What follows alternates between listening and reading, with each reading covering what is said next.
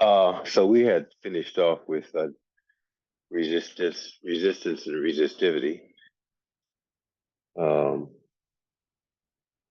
and I needed to do power before we went on to looking at basically circuits. So I had derived and explained resistivity and the current density. Yeah, and the last couple of things I want to do in this chapter before we go on to circuits, theories in parallel, which I think is the next chapter, because I have something about mean free path, mean free time here.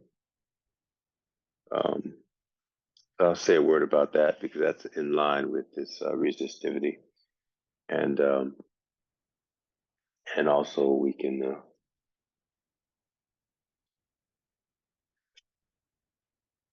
um,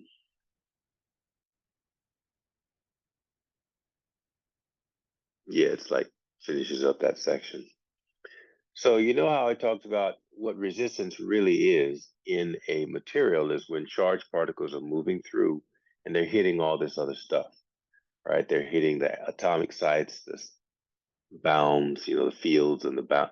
You know, again, the Einstein model, we say that the atoms are bound together by little springs, right? And that's not true, right? There's no springs holding atoms together in material, but it's a representative of all the the different types of bonds, covalent bonding and all the chemical bonding associated with that you may have studied in your chemistry classes and stuff. And so that's what these springs are representing.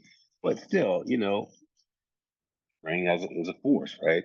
Delta kx. So you might imagine that when these particles are moving through, they're hitting that stuff. There's the bound electrons, around the atomic sites, and even just running into one another. So all of that collective, those collective collisions, we refer to as collectively as resistance. So I actually said that the other day in our discussion before I started deriving equations associated with resistance and resistivity, but I just wanted to remind you of that. And I think it also evoked the idea of I keep forgetting the name of this device. It's not a ping pong. It's those machines where you pull the ball and they go up and hit things when they're coming down. You get points, whatever that's called. Is that a slot machine? No, it's not a slot machine. It's I don't know. I think they were like big in the 50s in soda shops or something like that. I don't know. I wasn't born, so but they always showed them on television shows like Happy Days and things like that. Um, so that's the idea that you want to think about the analogy when you think of charged particles moving through material, a cross section of material, right? With the Einstein model, we said that the cross section looks something like this.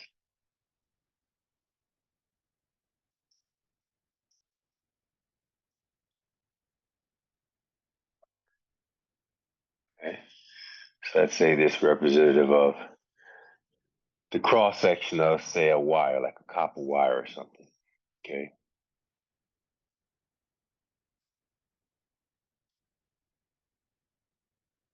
All right. So yeah. So the atoms, those are the atoms, right? They have bound electrons around them. So the bound charges around like that. Let's say electron clouds around those guys. The Hooke's law springs, which bind the atoms together. Those guys look like this. Or just something over there. And um,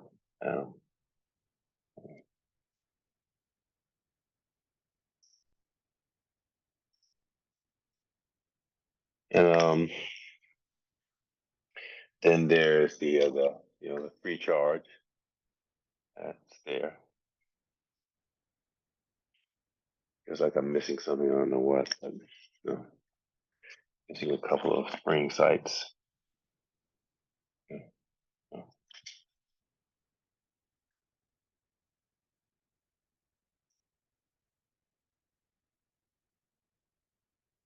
So the orange represents the free charge, but So the free charge has got to move through that, right? So um, that's like, just imagine a charge going through that stuff, right? It's going to get all that stuff. That's the,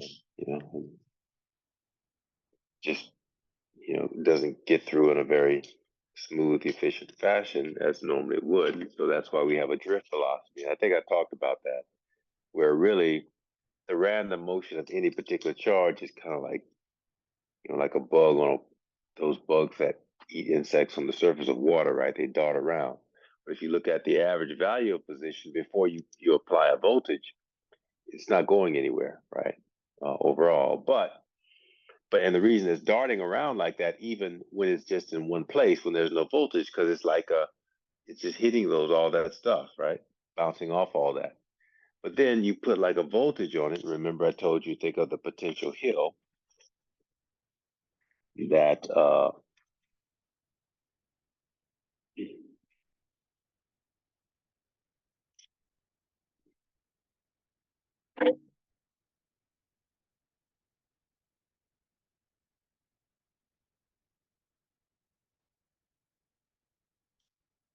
so no potential, and it's just darting around, and the average position is zero. But then you put a potential, a voltage, and then starts to do that. But it's really like it's darting around, and then over time you'll see it drifting downhill of the potential. Now, you might think, well, that's really slow. Well, it's electricity, right? So all that's happening really fast. But the drift is associated, that's the drift velocity in the macroscopic equation for current. And so that's yeah, so it still hits all that stuff as it drifts down, along downstream or down, the potential hill, essentially. But there's a way that you can derive something called the mean free time and the mean free path between collisions. And that's what I'm about to do in a couple of steps for you here, given the other information that we've already derived. And let me remind you, uh, we have the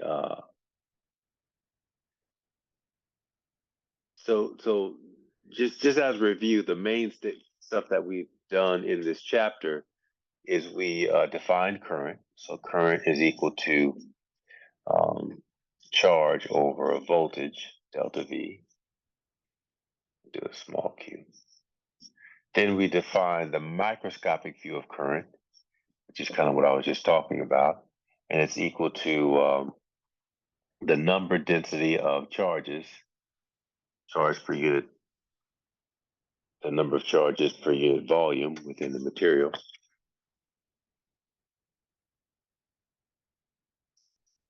I equal to N.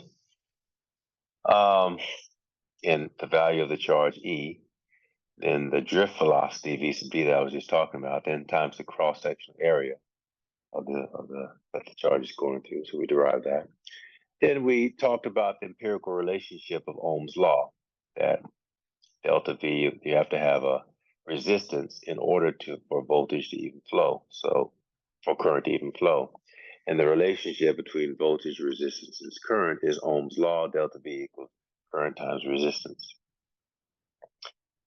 And then we got into this thing, we defined resistivity. So there were some equations for, I think I wrote those down. The temperature depends on resistivity. Yeah, wrote those down. That was 2 days ago. I think we did that. Wasn't on last Monday, but we talked about the fact that. Oh yeah, I defined the equation for resistivity, and so we said resistivity. I use rho is equal to, well, the resistance is equal to the resistivity times the length of the wire divided by the cross-sectional area of the wire.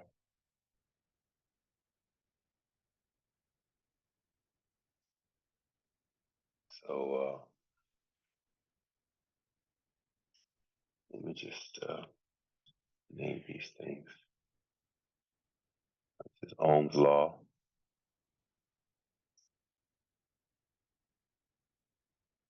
And then resistivity.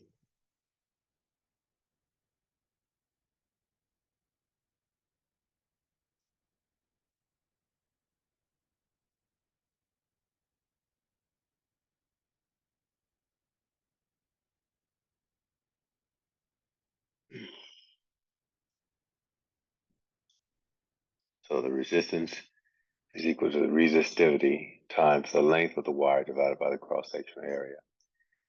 And then I also said that those two things were temperature dependent. Let's put it again here. And rho is the resistivity, of course. And then the temperature dependence is that resistance is equal to, I think I wrote it like this, R naught times, I'm gonna erase this.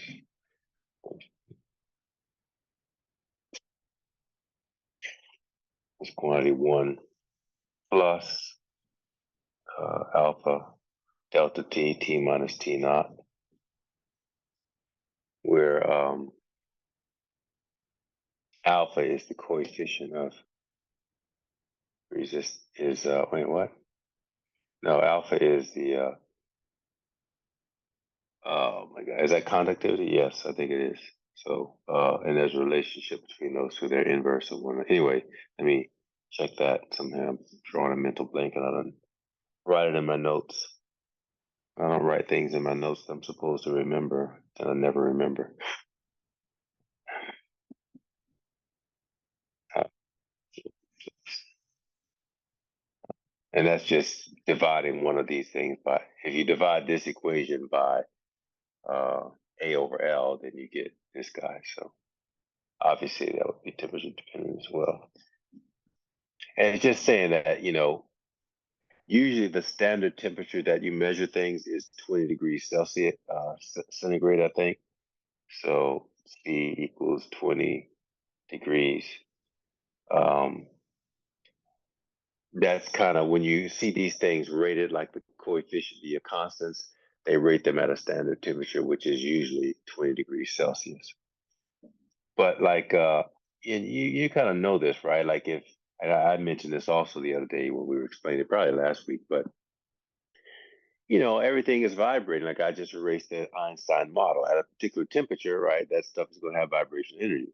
You increase the temperature, you're going to increase the vibration energy. So you would assume that the resistance would go down because stuff is going to be moving around even more. It's harder for the thing to get through. Um, is it pinball? Pinball machine? Yeah, pinball. That's the thing the knowledge I'm making here. Pinball machine. So yeah, yeah. I wanted to check that thing there. I think the relationship this guy is equal to one over the resistance. Rho is equal to one over alpha. But this is called resistivity, and I think that's conductivity because you'd imagine that as the resistance goes down, the ability for the wire to conduct electricity goes up. So there's an inverse relationship between conductivity and resistivity. I'm just going off of my memory, but I'm going to check that so I don't sound stupid and saying something wrong. Like I said, I didn't put that in my notes. Alpha is equal to conductivity. Conductivity. Yeah, T. Uh, yeah, let me check this real quick.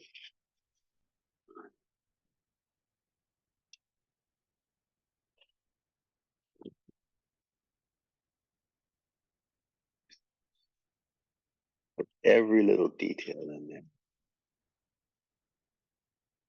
For the most part, I do.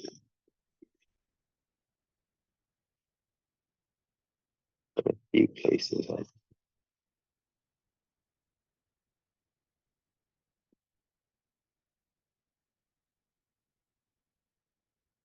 covered a lot of material we're moving through. We are moving through.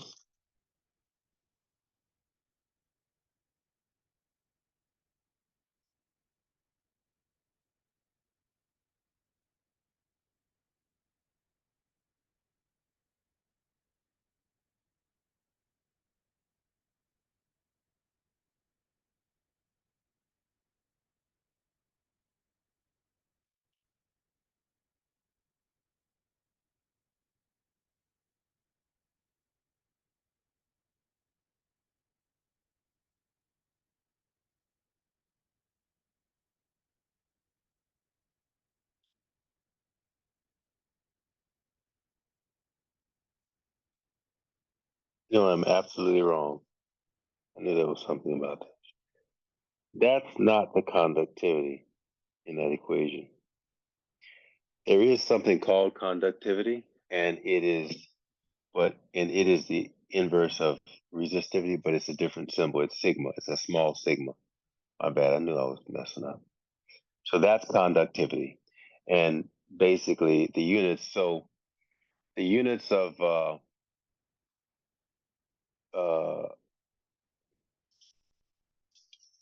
the units of resistivity is an ohm meter. You can see it here because this has to be. Well, you can see it from here, right? That's ohms, and this thing here is this quantity here is 1/1 meter because this is meters is the meter squared. So when you take that whole term over, this thing is going to have units of ohm times a meter. So let's put that somewhere that um, yeah, we can put it here. So the unit for resistivity, excuse me, I don't think I said this, is an ohm times a meter. So therefore, the unit for conductivity, which is the sigma here, 11, is, and you'll see this in your book very clearly, is going to be one, basically the reciprocal of that. So ohm meter to the -1.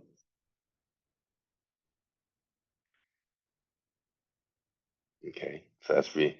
Now, in this equation, you can see basically everything inside here has to be a unitless number because the units of resistivity equals resistivity. And the rho naught and R naught is the temperature, is the resistance for the temperature, sorry, is the resistance and the resistivity for the material at this temperature.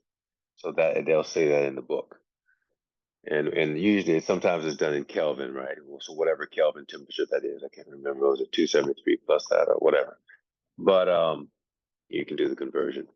But yeah, so standard and or considered a standard.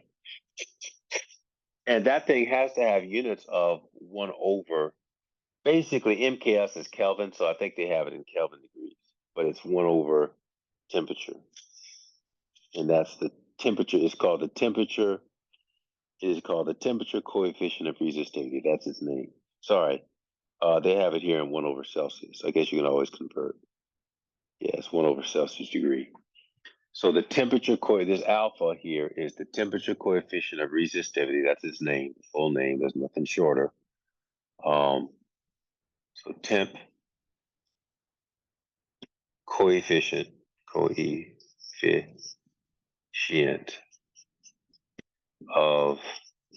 resistivity, resistivity, and it has units of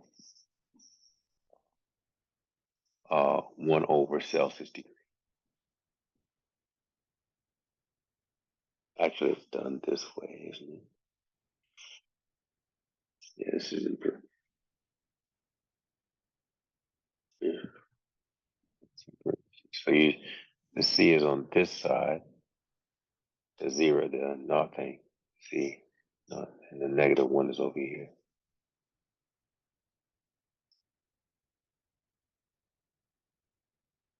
I guess I should do that with this as well. It should be like this.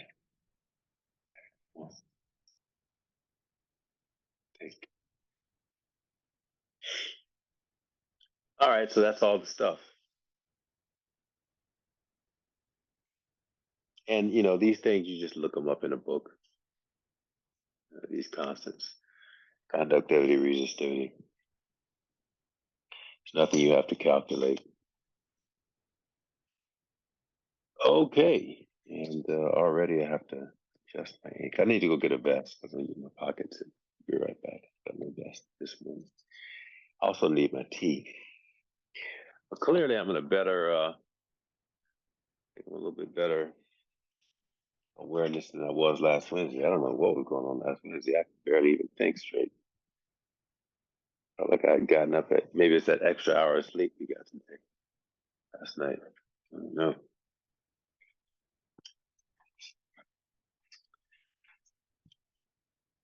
You have teaching days like that. I practically can't even remember my name. But maybe it's an age thing. That's going up there. I'm older now than all the professors I had as an undergrad, and that's kind of scary. All of my professors, original professors, have retired, and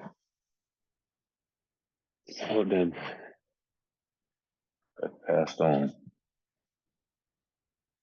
which kind of really trips me out. They were wonderful,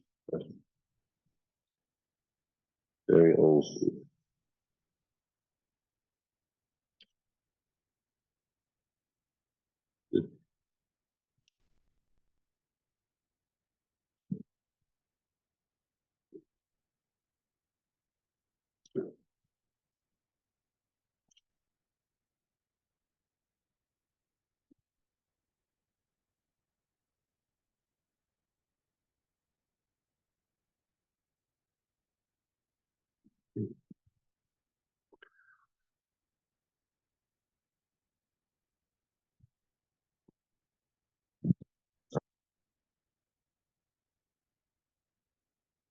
Um,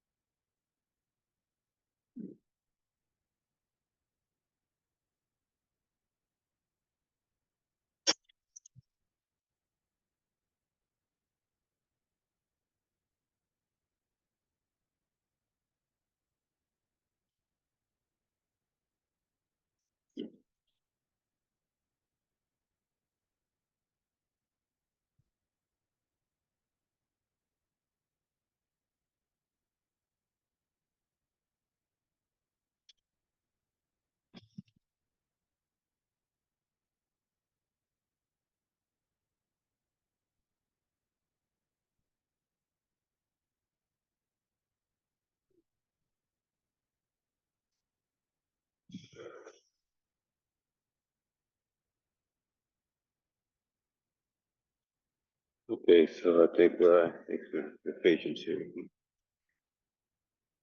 Getting my tea.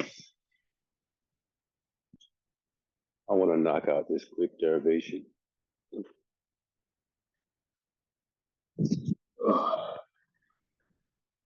So we derived this relationship, this different version of Ohm's law, by putting in, well, I did the other day. I'm not going to redo it.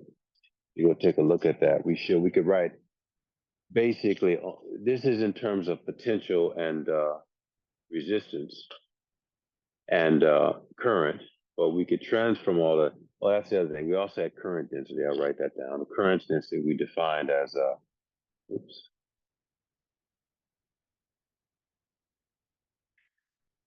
a current is equal to integral of current density over a cross-sectional area. And yeah.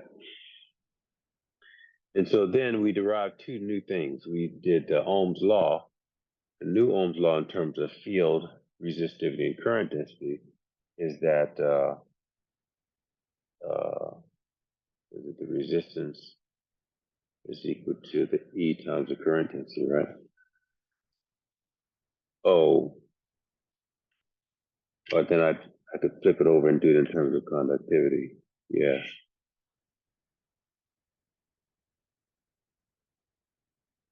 All right. E is equal to rho J. Yeah, yeah, yeah. Let's do it again.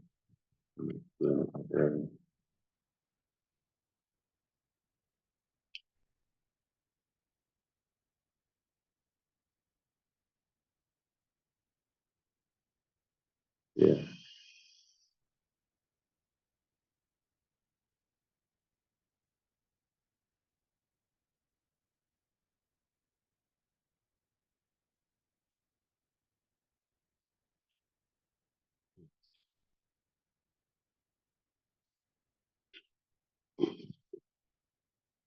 Yeah, so the electric field E is equal to the current density J times the resistivity. Actually, I'm going to write it this way. I'm going to do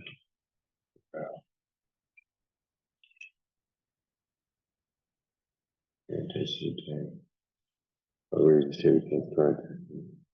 So this is Ohm's law in terms of a second version of Ohm's law.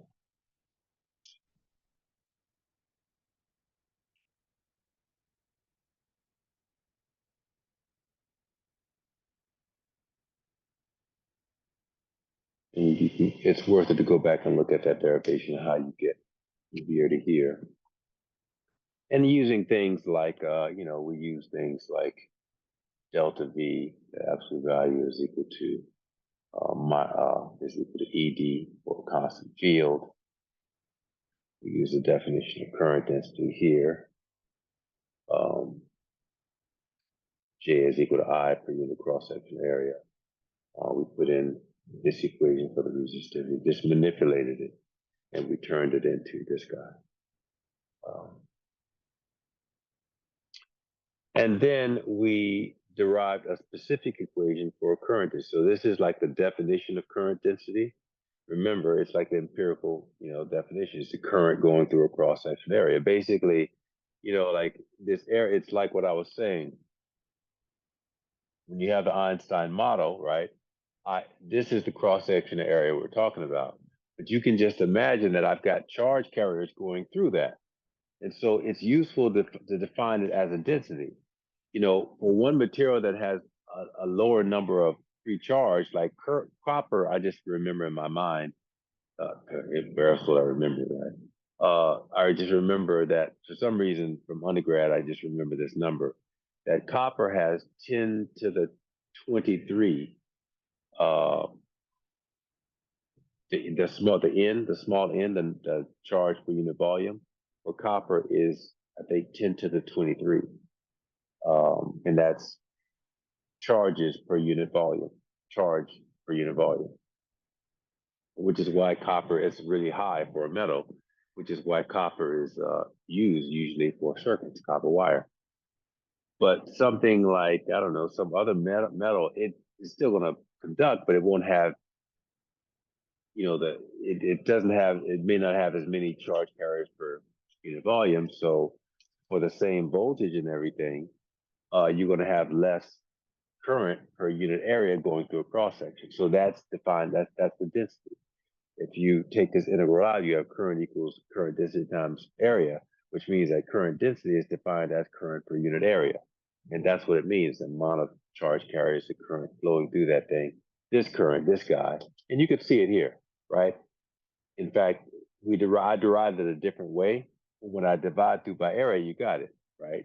So, and we did that the other day, that equation 2, uh, current, density is kind of defined as current per unit area, right? But if I put in that equation for current, then I have, N E V sub D over area divided by area is just equal to this thing in these D. And that's where you get the explicit equation for current density comes from this derivation. So 15, and then 16. So all these things, um, and it's a vector. It gets its vector nature from the velocity here. So N E V sub D. Okay. And you can define them as having, positive and negative. So that because the electrons are going in a different direction than the holes, right? So you can define that current density in terms of those two things. And they do that in the book, I think. So that's what the plus and minus is associated with equations for current density. Current density for the holes and the current density for the free charge. But because of the nature of current, they both contribute to the current in the direction that you define it. And again, for physicists, that's in the direction of the holes. For electrical engineers, they define it in the direction of the thing that's actually there moving, which is the free charge. But it all gives rise to one current density.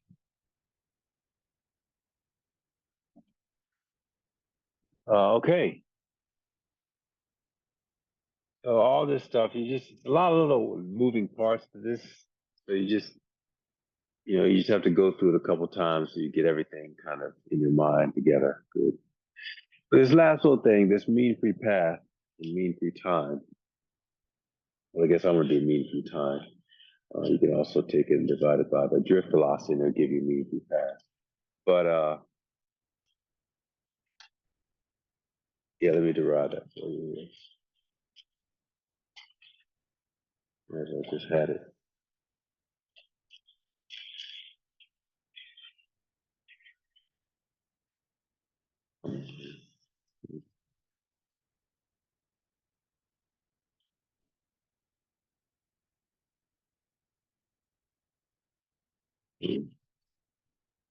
All right, starting from this guy, equation 14, and then we also have this guy, equation 16.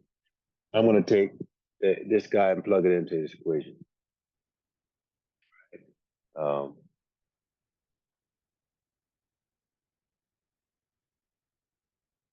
yeah, so taking 16 and putting it into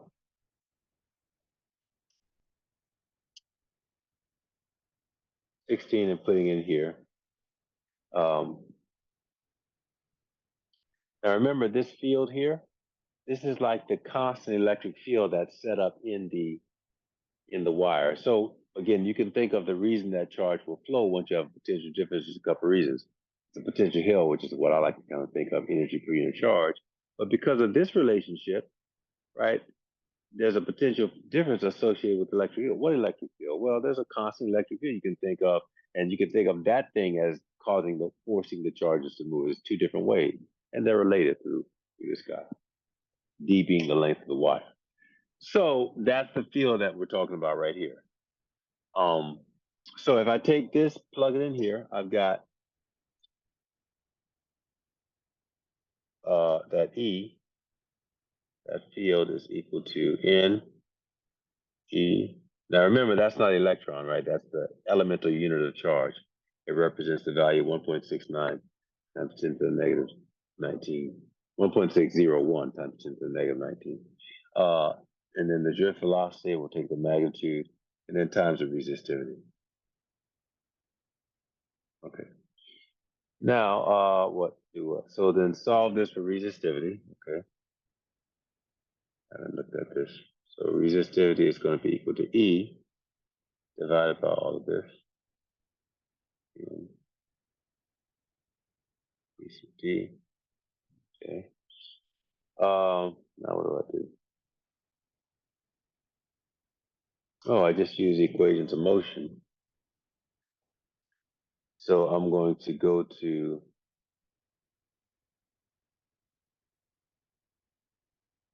so from our equations of motion, basically, we have, and assuming that before we turn on the field, turn on the potential, the charges, the drift velocity is zero, right? So we know that from our equations of motion, basic equations of motion, velocity equals initial velocity plus acceleration times the time. If that guy is zero, then the acceleration then equals the velocity divided by the time. Now I'm going to make this tau. Actually, what am I doing? I said before I cut on the field. I'm actually talking about I'm trying to, so keep in mind that what I'm trying to do here is derive something for you, which is an average time and an average distance that the particle travels before it hits another object. Remember the darting motion? So it's the analogy that I was making was the pin. Why can't I remember the name of this thing? Pin. I just did, and I can't remember it again. I should write it down.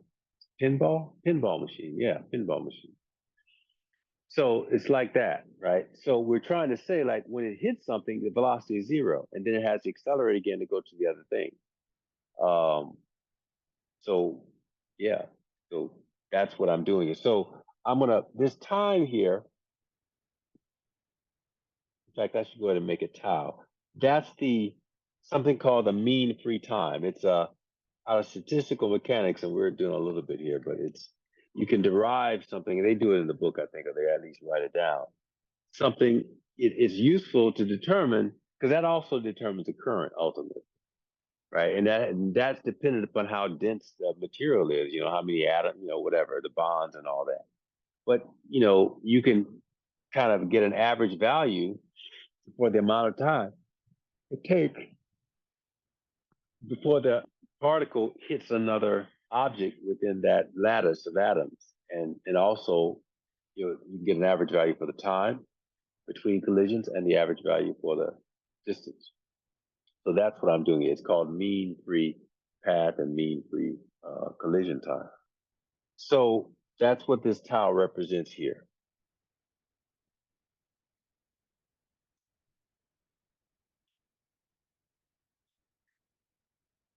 I really like the fact that I evoked this Einstein model. This is, as I told you earlier, it's really a physics 39 concept. But as you well know, we introduced this at the basically the first week of electromagnetism because I found over the years that it gives a visual. One of the difficult things that some people say that E&M is harder than mechanics, and some people say the opposite because of it. But it's just a relative thing, right? It depends on your own sensibility and what you're. But what I do find is over time, I found that and this has changed actually over the past 20 years with the advent of technology and cell phones. People thinking about signals and fields on an everyday basis, which was not the case when I was an undergrad. Um, so it's just become part of our popular culture to imagine imaginary electromagnetic waves floating through space because all of our technology now depends on it. Remote controls and like all these things are just all over the place now. Well, when I was 18 years old and a freshman in college 40 odd years ago, uh, that wasn't the case.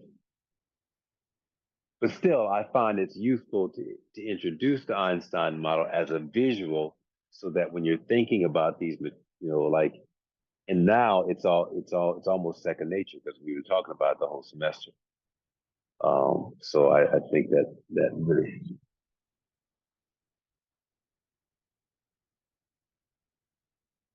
I think that was a good idea. Anyway, what, yeah, so I just want to write that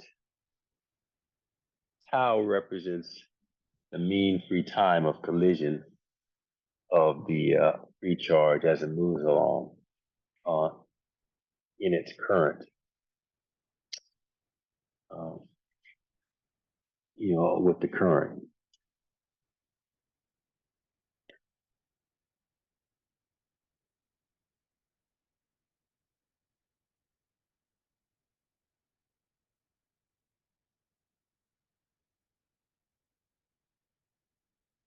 Uh,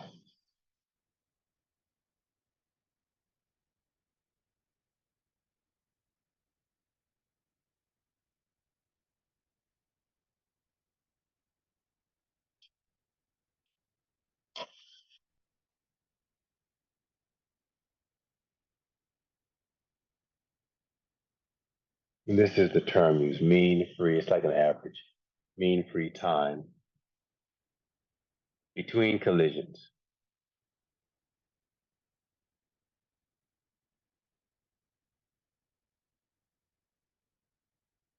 of of a charged particle associated with the current.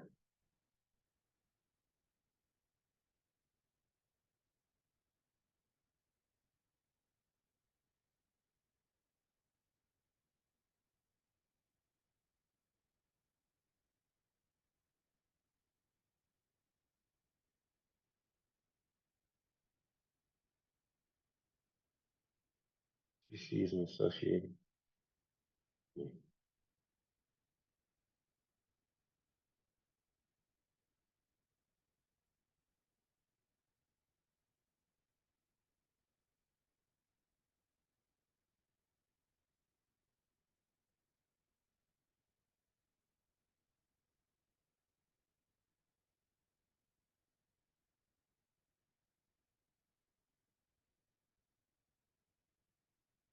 I don't remember the symbol for mean free path. I know there is one. Doesn't look like they give it in this book. Because once we derive the tau, we can just very easily write down the value of the path because we're just going to divide that tau by this basically plug. Uh, no, that's not going to, because that's the acceleration, right? So we would have to, you know what? I don't know. I have to remember. I don't remember. Um, I guess we just put it back into its acceleration, right? So we can just put it.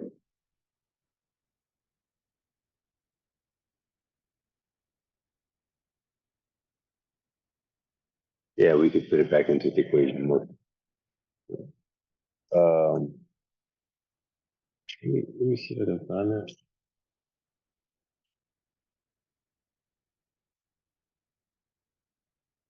Theory of metal. I think this is the last section. Yeah, this is in the last section. It's a you have an asterisk spot. Well, actually, this is not your book. This is a different book. But here you go. You just, that's what they don't have a path there. So I'm gonna do the path too. Yeah. So let's keep it rolling here. So equation 20. So I take this guy, and remember this is the drift velocity. What?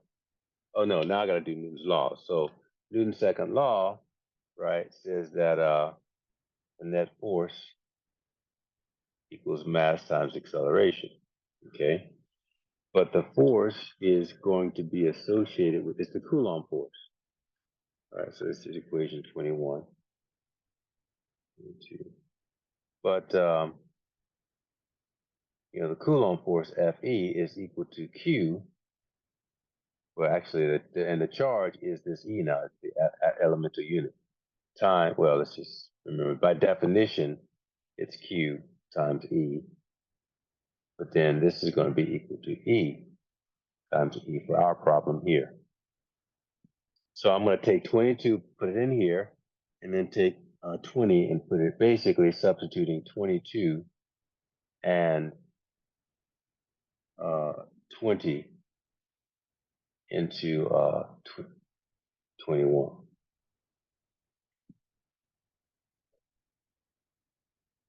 And for that, I'm going to have on this side, I'll have E equals mass, and this is mass of electron, times acceleration, which is the drift velocity, v sub d, divided by tau. Okay. And then,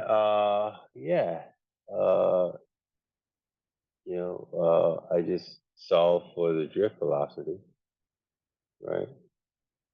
What am I doing?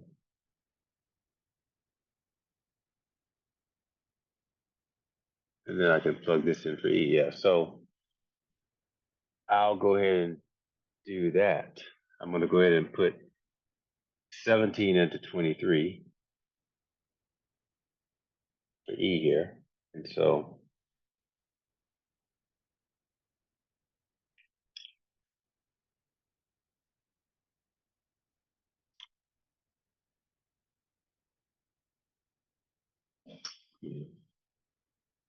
E, I'm putting this guy in, I'm going to have N, E,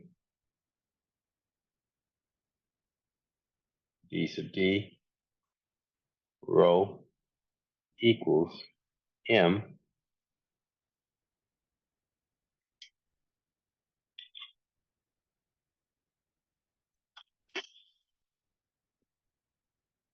M, V sub D over tau. Okay. V sub D cancels. E times E is E squared. And have the rho, so I have N E squared times rho equals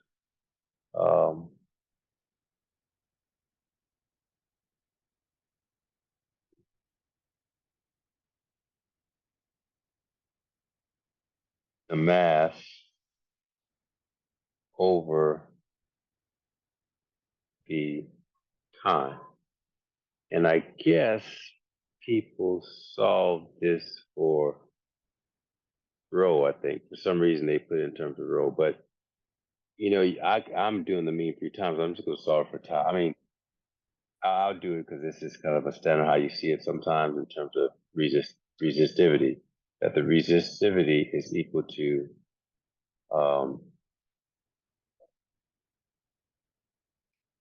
well, you get a tau there, right? So yes, so you could say this, the resistivity is equal to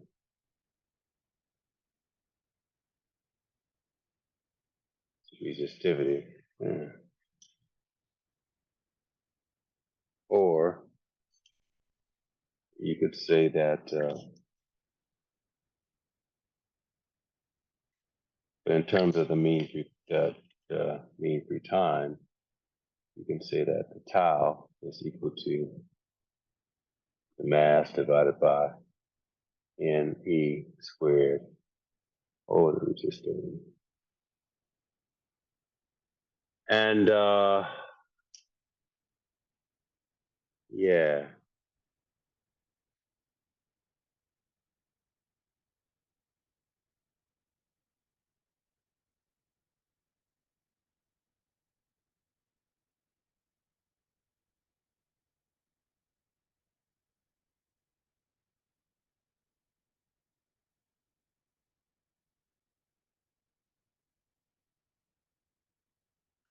And I think you could get an equation for That's the mean free time between collisions. It's like the average time between collisions. So that's what this is, okay? Now, what if I wanted to get an average path?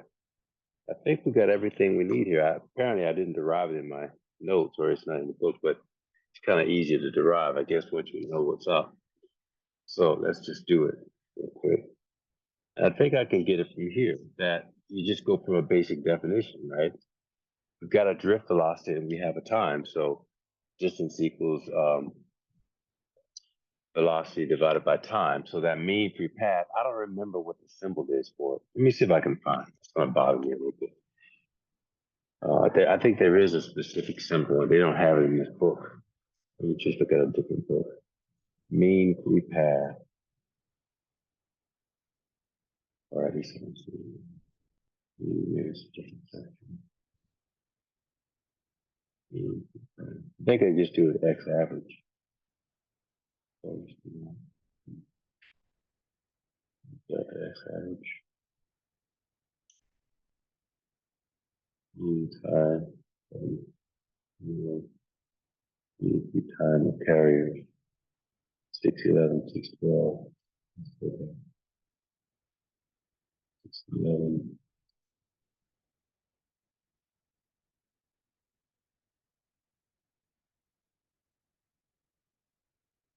Yeah. So yeah, that's the equation. That's using the standard one that they derived equation 20 there. What about the mean free path? Oh, they use lambda. Okay.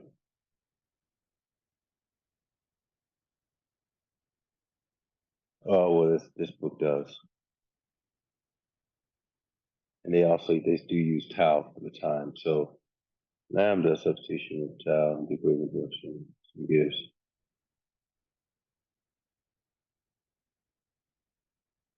Yeah. Yeah, that's the way to do it. So, you know, mean free path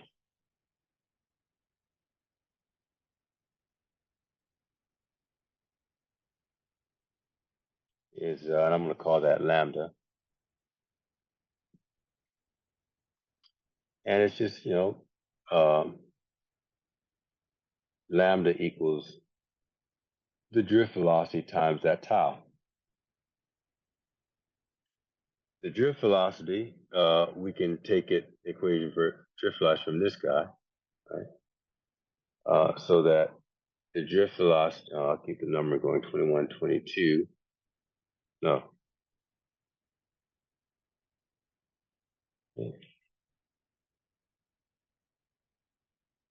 23. Oh, I don't know what happened here. I had a brain fart. 23, 7, 24, 25, 26, 27, 28, 29. So from 17, the drift speed is equal to E over N E uh, rho.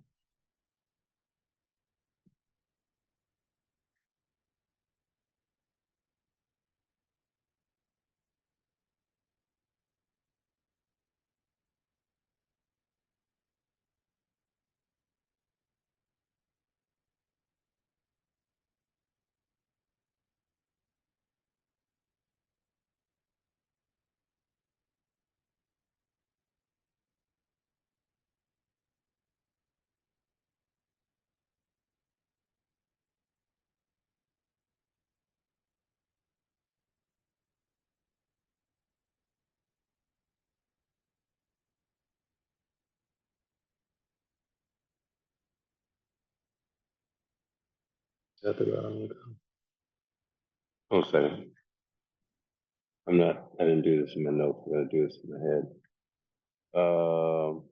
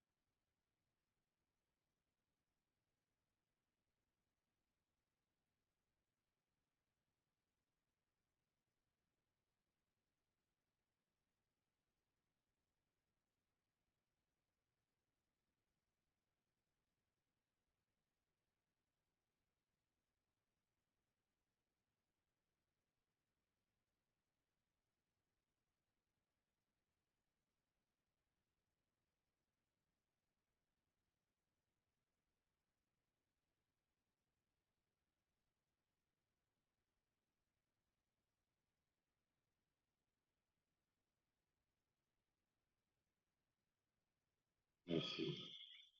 So they don't solve it independently of the drift velocity. Um, yeah, they do it in terms of the drift velocity. So they just we'll go with that route because I have to tell you that this isn't quite everything we're doing here isn't quite right. It's actually an approximation. It's something called, they don't use the term, I don't think, in your book, but it's something called the Drude model. In fact, the idea that here that we apply Newton's law to an electron inside a metal like this, that's where the problem is because this is all classical. And you have quantum mechanical effects. So really to get this gives an approximation, everything we're doing here, the drift velocity of the time, but it's not accurate. It's not actually correct because to be explicitly correct, you have to consider relativistic, and quantum mechanical properties at that level. But it's the first approximation. So it's not an explicit derivation. Basically, also honestly, I define conductivity. So the conductivity is triple that. You might see that, and basically get an equation that relates the average mean path to these other things. You just substitute this definition, this kinematic definitions in here. So I'm going to do that right now, and that'll be it. Another thing that's not done so much in this book is that this drift velocity is an average value. So it's also kind of described in quantum mechanical terms as the probability of the average, which there's certain symbols for that, but I'm not going to put that in. I'm just going to leave it as drift velocity as if it's something that is we'd be able to calculate from a conventional point of view. But so yeah, so these equations relate mean time to resistivity and also conductivity just by getting the reciprocal and placing 28 into 26, right? So, and also solve it, for tau. So tau is lambda over v sub d. So when I plug that in here, I'm going to have that rho is equal to, what is that going to be? V sub m times v sub d over n e squared lambda. So that gives a relationship with the mean free path in terms of resistivity. And of course, conductivity, remember, conductivity is, as I said earlier, conductivity is equal to the reciprocal of resistivity. So if I flip these things, I could put in the conductivity for both these equations.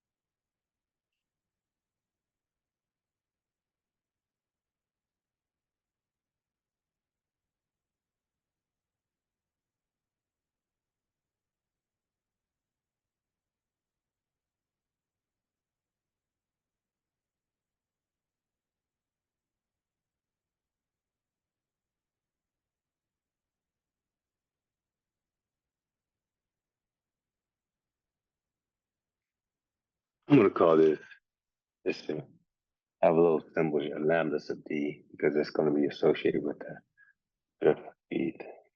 I can do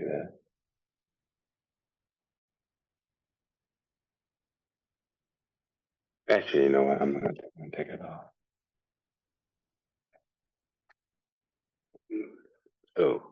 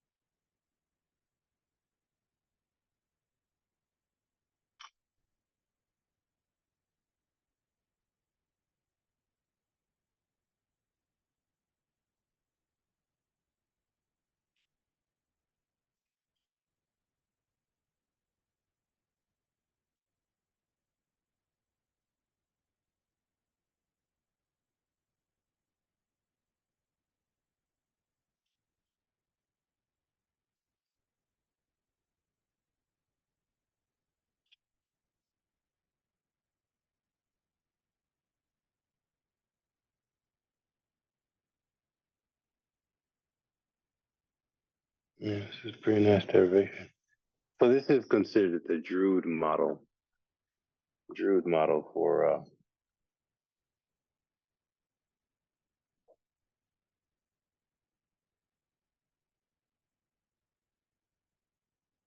conductivity, electric conduction, or uh, conduction in metals.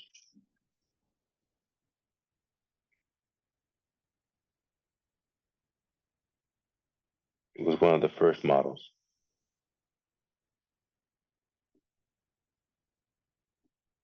which basically led to solid state physics or semiconductor physics, which is my area of study,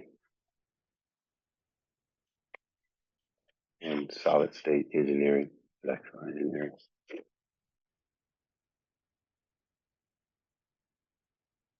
That was kind of somehow refreshingly fun to go through that for me. Not sure why. I'm geeking out a little bit today.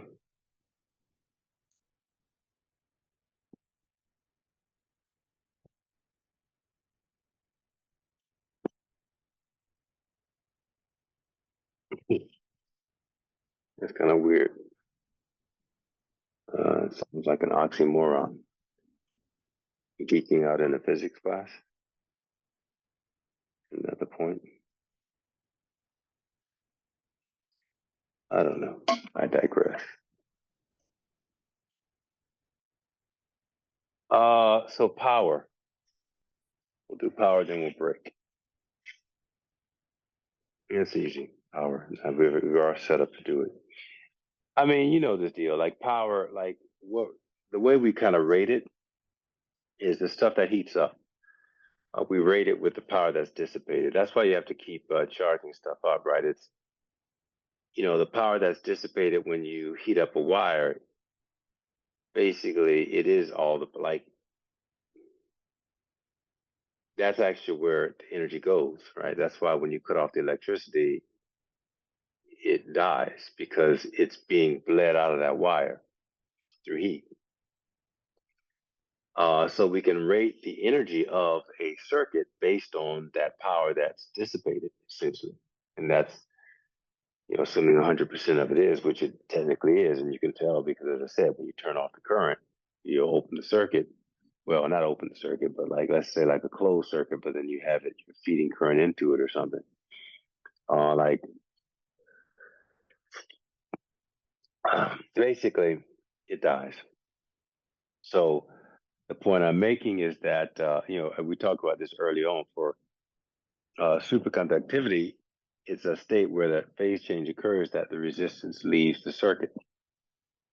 So when you put current in, there is nothing it's for, and I know it's crazy because it's kind of counterintuitive of the whole model. I just the Drude model that I just made that the resistance is coming from the thing, from the charged particles hitting stuff as it moves through. So the implication is that if the resistance disappears, does the lattice disappear? Well, no, but so that gives you a hint that on a quantum level, it's not as simple as what we're saying here, which is why this is all the everything we're just saying is actually wrong or actually an approximation. Wrong in the sense that, as an analogy, that how Newton was wrong, right? Like F doesn't really equal, or velocity doesn't equal acceleration times time. You have to put in some relativistic terms that are errored, that are not, that are very small on a macroscopic level. Well, not quite the same, but in a similar way, the Drude model is a first approximation of conductivity in the materials. And so, anyway, superconductivity happens, resistivity goes away. So, if I were to put current in a device, it would just stay there, and the on-off switch would be just accessing the internal current, not accessing the voltage from outside, as we have to do now.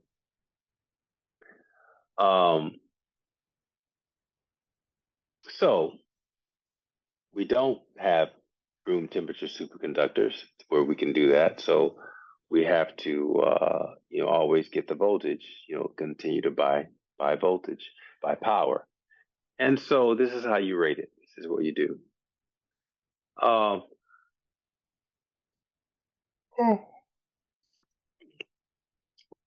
couple ways I guess I got to derive this, but the simplest way is just, you know, starting with power. Right? Starting with power. Power is energy per unit time. And that's all I'm going to do so I can move on.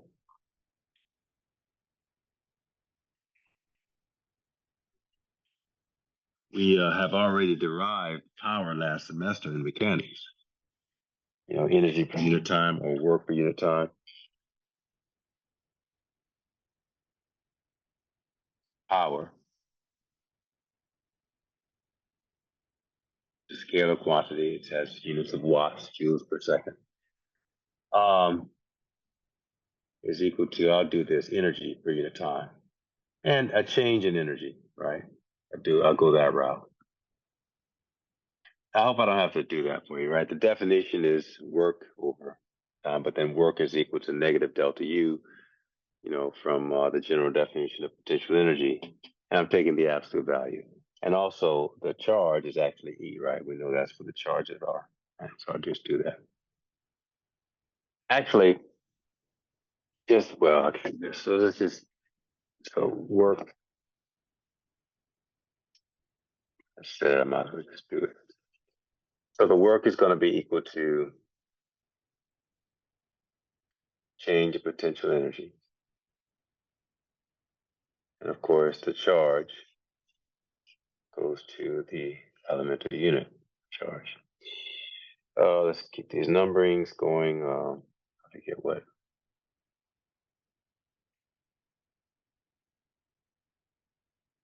Oh, it's just here. That was the thing that I had. So I think it went up to 20. So let's do 29, 29, 30. Sorry, misnumbered. Forgive me. So now we can say that the power is equal to the change of potential energy over the elemental unit of charge. But the potential energy is, that's with voltage. We define that, right? Potential energy. Well, voltage, delta V, is equal to delta U over Q or over E. So we can say that delta U is equal to E times delta V.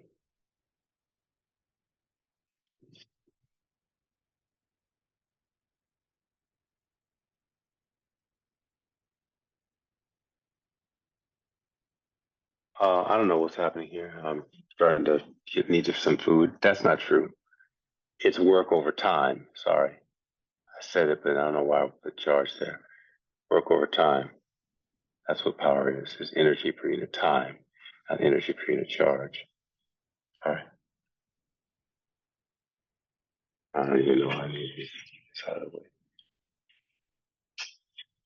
Because that was going to obviously be a problem. Voltage is not power. Anyway, substituting 34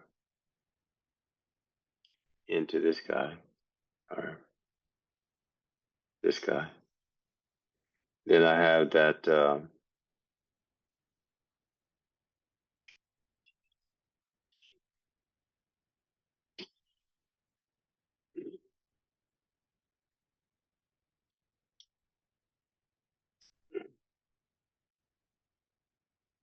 35,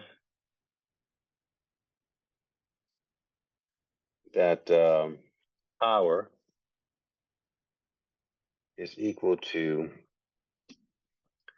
elemental unit delta U, elemental unit delta V over time.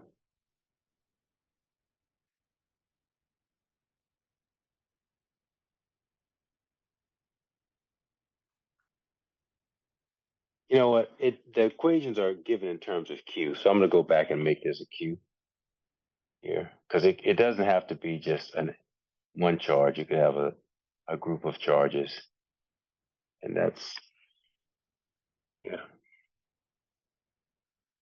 Charge packet is the term that's sometimes used in a circuit. And that's it. That gives your first equation because then we know that charge over time, in fact, if it's a delta Q, which sometimes is written as delta Q, a charge packet going around a circuit, then we know that that's current, right? We just defined that current is equal to delta Q over T. And so then our first equation, basic equation for power, is that the power dissipated through a resistor in the circuit through heat or through the wire itself as current moves around the wire is current times voltage. And of course, the units are watts, and a watt, as you can see, is an ampere volt.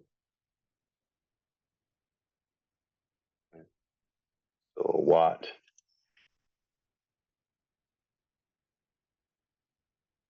unit is equal to ampere times a volt. So that's it. That's the first equation. And we did something like that with power or energy in a capacitor. Once we had the basic equation, we then used the definition of capacitance, and we got two other equations. Here we do something similar, where we take Ohm's law and just play around with equation 27, and we can come up with two more versions of this equation. So remember Ohm's law, delta V is equal to I times R. And so if I, of course, this is the most famous equation of power in a circuit. So if I substitute 38 Ohm's law into this guy, I can get that power is equal to I squared R. 39, yeah. So power is I squared times the resistance. So I box that in. And this actually is referred to as joule heating. These different equations, just like with capacitance, those three equations, they're the same energy, but kind of looked at from different points of view in the circuit.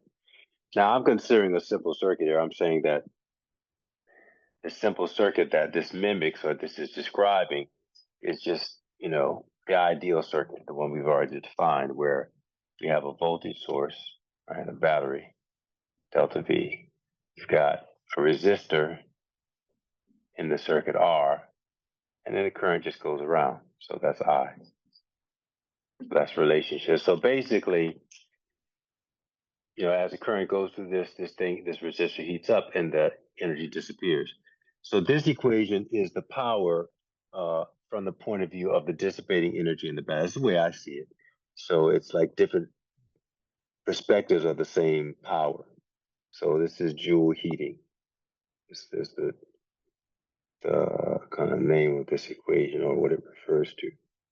Joule heating, the amount of heat that is generated in the resistor as the current flows and then therefore is dissipated, and therefore it represents power per unit time, energy per unit time, or power being taken out of the circuit.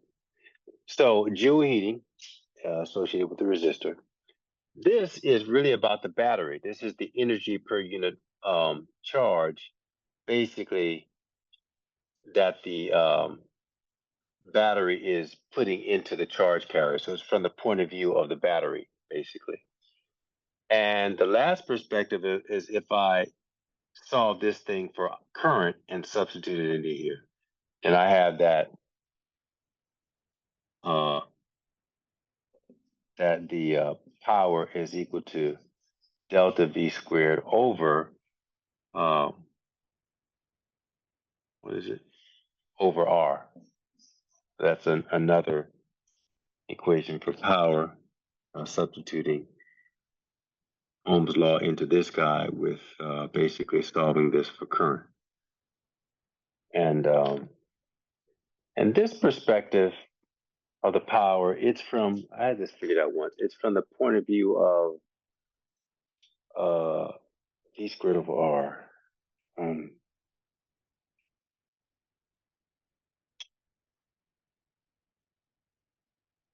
We got three things. We got the battery, got the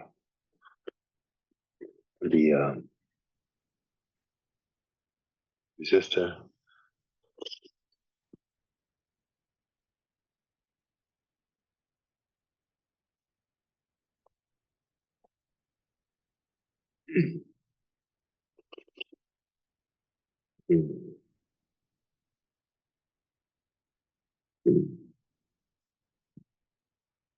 Yeah, I had reasoned this out a long time ago.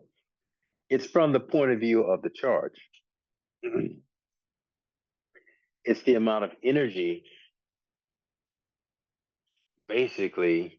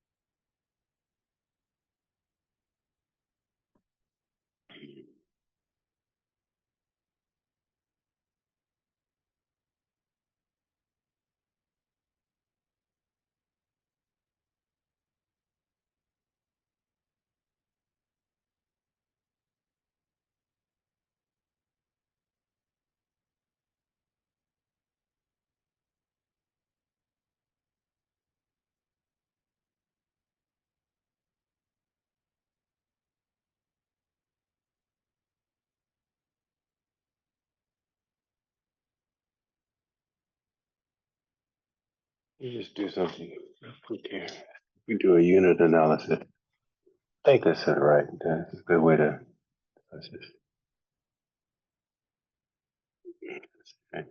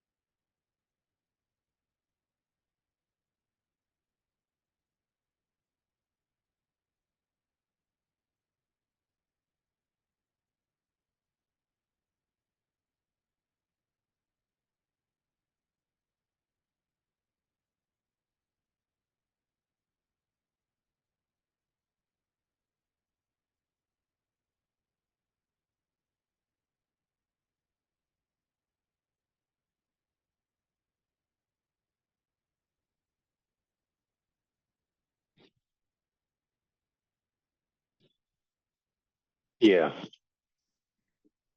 the way I see it. It's from the point of view of the charge. And this is something that kind of gives you an idea of the amount of energy per unit charge that the charge is receiving as it's moving around the circuit. That's ultimately, so it's kind of see a lot. This is how I see it. The power, you close the switch, potential is energy per unit charge, right? So that's coming from the battery, and the battery is giving energy per unit time, giving power, energy per unit time to the charge. That amount of charge is then manifested in from this point of view, right? So you're giving, this is the power of the battery. That power then is transformed to energy per unit charge, essentially, which is represented by this equation. The charge carriers go around, they have to use that energy to get through the resistor. And once they do, they transfer that energy to the resistor, which is then dissipated through heat from the point of view of that equation, from the point of view of joule heating. So that's kind of how I think about it in my mind. And hopefully that's how I think I did something similar to that with the power uh, in a stored in a capacitor. The energy stored with charge. We looked at it from a couple different points of view. Anyway, I hope that's helpful for you. And yeah, that's it. So that's the end of the chapter.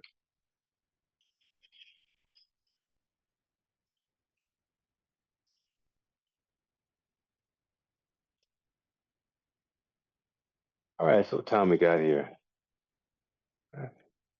Over about 10 minutes, but it's all good. We come back and we will do. We'll go into the next chapter, and I'll do the circuits. And I think I've opened this homework. I hope I have. I know I did it in my head. uh, so that you already could start to work on it. But let me just check that during the break time to make sure that you got your homework sections open. All right.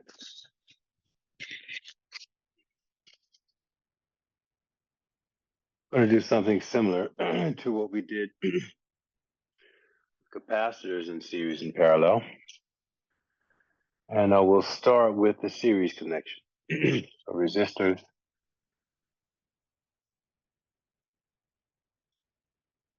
in series. If you remember back then, we started the process with a voltage analysis throughout the circuit. And we used that in the definition of capacitors to come up with these, and logic to come up with these relationships. Well, we'll do the same here, except we're going to use voltage analysis and Ohm's law and logic to derive these relationships.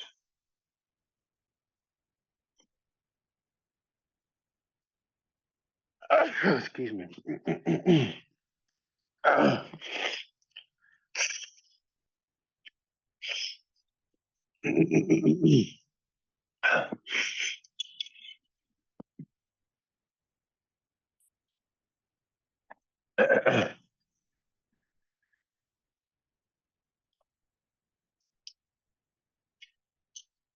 So we have two resistors, let's say they're in series.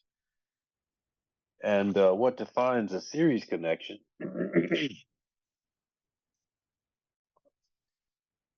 is really the same thing that defined it for a capacitor, is that there's the same current running through it, through each resistor. So we have a switch here, we close the switch, charge, current starts to flow. We're assuming that the material is ohmic, so we are abiding by Ohm's law that delta V is equal to I times R. So delta V is here at the battery. Current flows in the clockwise direction. We follow current, follow the positive charge carriers. So yeah, current goes in one resistor, comes out, same current.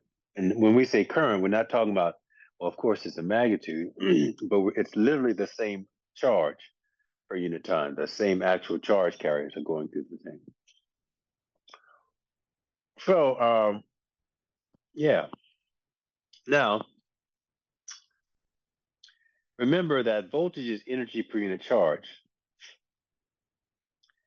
The charge carriers are flowing down a hill, but they get to this resistor, and it's a resistor, right? So it's something keeping them from actually getting through resistance, as we discussed in the last chapter.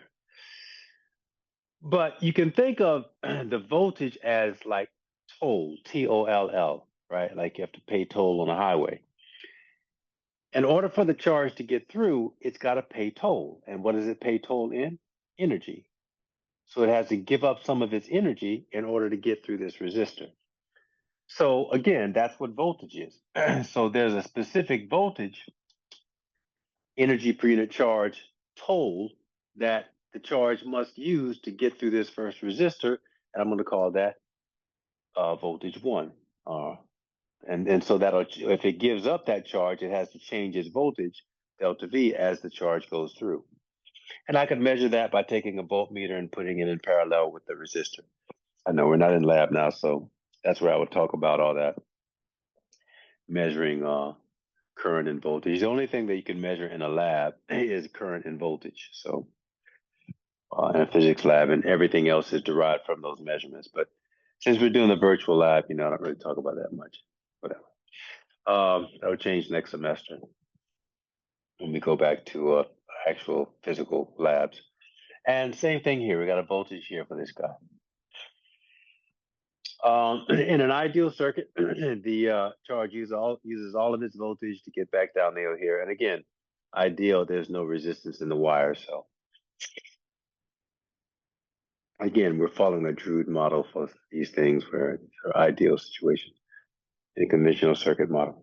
Yeah, so the first thing, characteristic of resistors in current, resistors in series, is that the current is the same. So, and remember what we're doing now, just like before. we're trying to find an equivalent circuit such that if I replaced, the resistors with an equivalent resistance, then the circuit will still behave the same way. So what is the equivalent resistance? How does that equivalent resistance relate to the actual resistors that I do have in the circuit? This is Req. So if I just took these resistors out and placed the thing here, I can see from this, first of all, so this is I guess, EQ. So from the argument that I made up here, the one thing that I can see is that current 1 is going to equal current 2, right? Because of what I just said. But also, since I'm not changing anything associated with the battery, and if I'm saying that the equivalent resistance is equivalent to these two things, even though its resistance is different, still overall it has the same effect in the circuit as the two resistors here. So by Ohm's law, you would see that this current IQ also has to be equal to this, because otherwise this would not be an equivalent resistance and it would change the circuit in some way that it doesn't behave the same. So by definition, Req is also equal to each of those. And so then we can just say that the equivalent current in a circuit with an equivalent resistor is the same. So currents are the same, and it's the same as the equivalent. So the current in each resistor in the series is the same, and it is the same current that goes through the equivalent resistance. That is what this equation is saying, and what it means. So that's the first property. Resistance, and verbally we would write series resistors. Well, what I just said, series resistors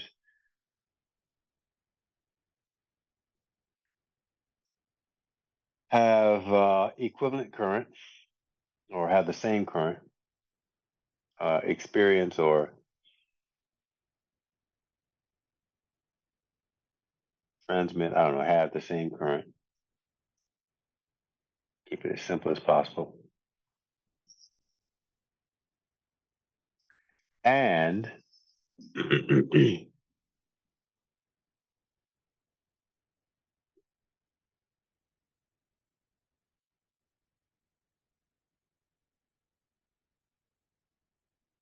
this current is the same as that flowing through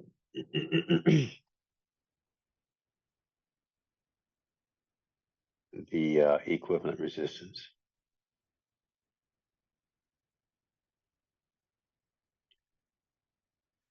And by that we mean it's not just that it's the same value, it's literally the same current.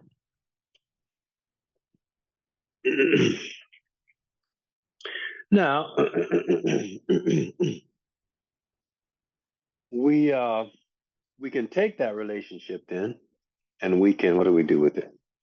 Oh yeah, so a voltage analysis. If you go here and you say, let's call this positions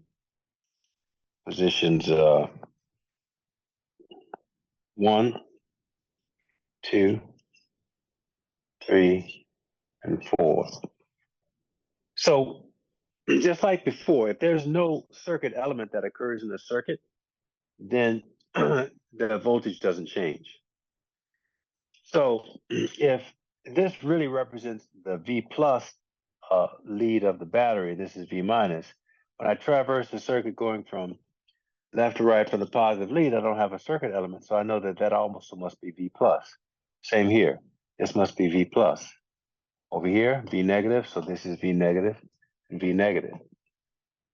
And so you can see then that the delta V, depending on how you like if you're traversing the circuit, remember, traverse means visually scan across and analyze. So traverse, if I traverse from left to right, then delta V is final minus initial, it'd be V plus minus V minus.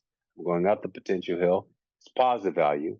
If I traverse to the left, it's V minus minus V plus. same value, but it's negative, right? Because this guy is lower in voltage than that. So magnitude is the same, just delta V. So that's what I get if I put a voltmeter, depending on how I do the leads, either plus or minus delta V, right? So the magnitude is delta V. If I do the same thing here, I'm going to get the same thing, delta V. And then here, delta V, right? And that's the crucial point. Let's put that over here. That delta V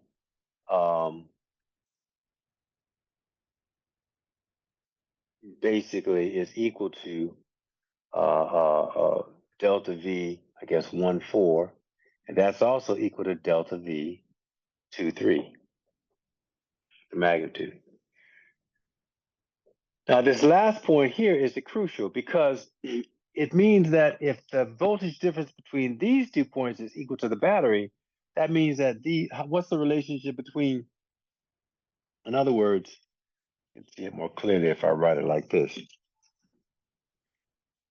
If I take a voltmeter and I put it here and I get a voltage of delta V, right? And what's the relationship between delta V and delta V1 and delta V2? Well, it should be obvious because voltage, divides by superposition. So to go from here to here, like if I, to go from position 1 to position 2, basically the sum of the voltages must be equal to the voltage across the whole leg. And so that shows you that inherently, voltage is inherently different for resistors in series. Now they could be the same based on, because clearly the current's already the same, I already showed that. But if I choose R1 to be equal to R2, then based on that specific special case, the voltage would be the same, but not inherently the same, because it's only the same because, well, actually, yeah, it would be, in that case, the voltage would be the same for each resistor, but it still wouldn't be the same voltage as across the equivalent resistor. But you might say, well, the value is the same. Well, I'm not talking about the value. I'm talking about really, well, I guess in that specific case it would be, but inherently the voltages are usually different, and only in that special case where I chose R1 equals R2 would it be the same based on Ohm's law. And if you don't see that, let me just show you here real quick. So basically we're saying that delta V equivalent is equal to delta V1 plus delta V2, right? Because again, I could take this, if I just, take this voltmeter and put it here, then the voltage across that thing is, these two legs are the same. It's just positions 2 and 3, so it's still going to be delta V across the whole thing. So that gives rise to this equation, which shows the inherent relationship the statement that we can make about voltmeters in series. The voltage is inherently different and is inherently different from the voltage across the, well, that's always going to be the case. But so we can say that, so we don't have to use the word inherently with that. So voltage is inherently different.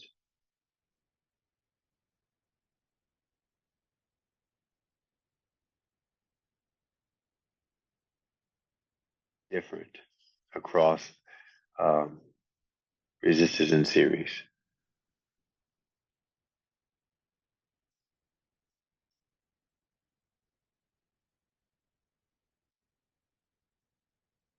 And different than the equivalent resistance.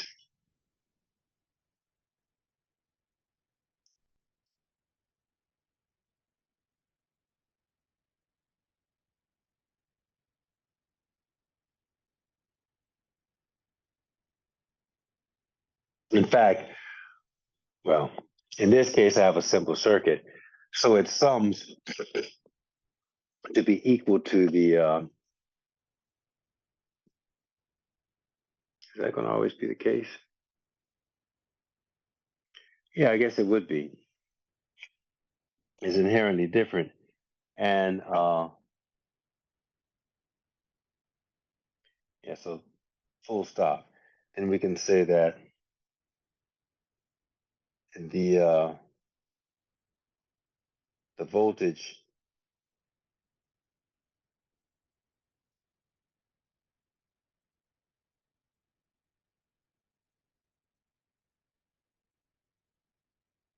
you can say the voltage across the series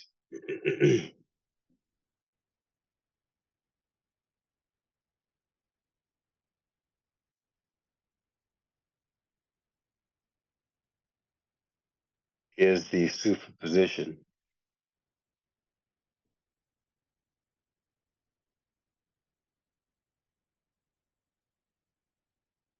of individual voltages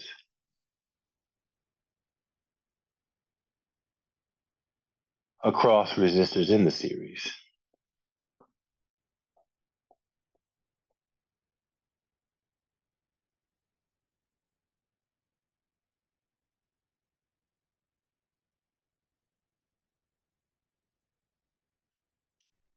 All right.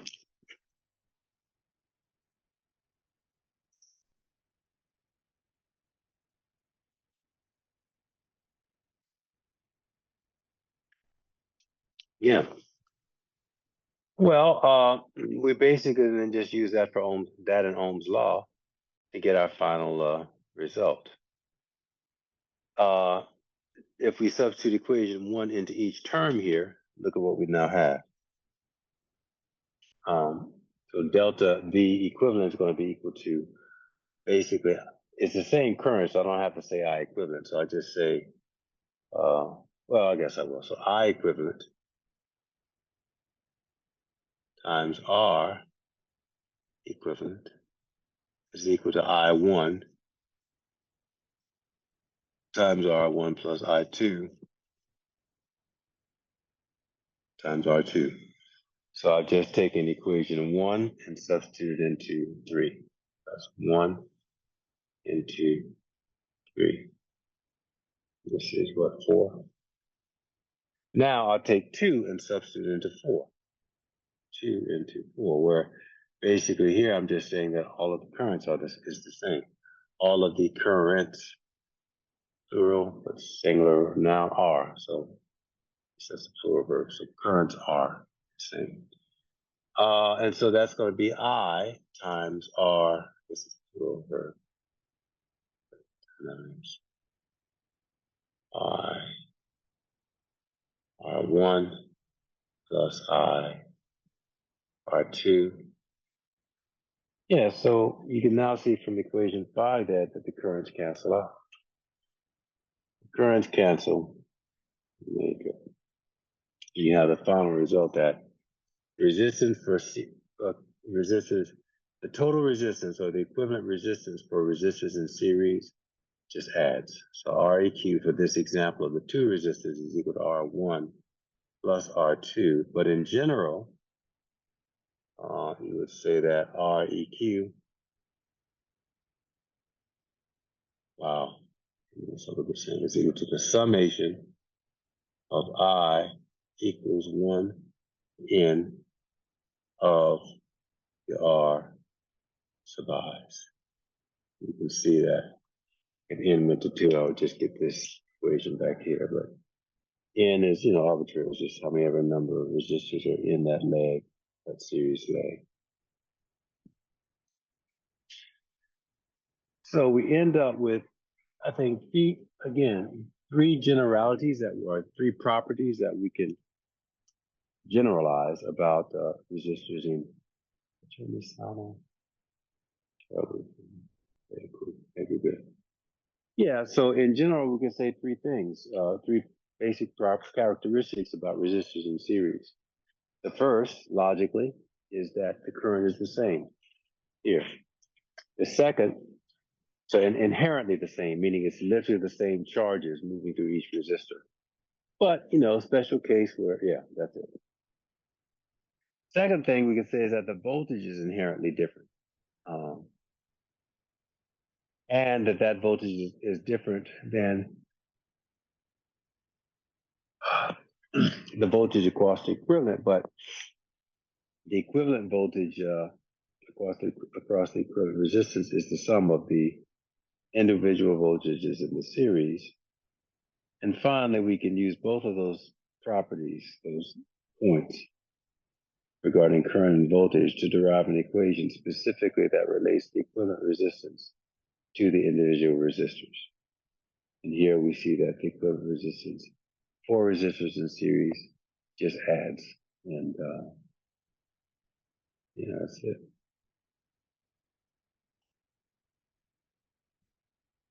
Oh.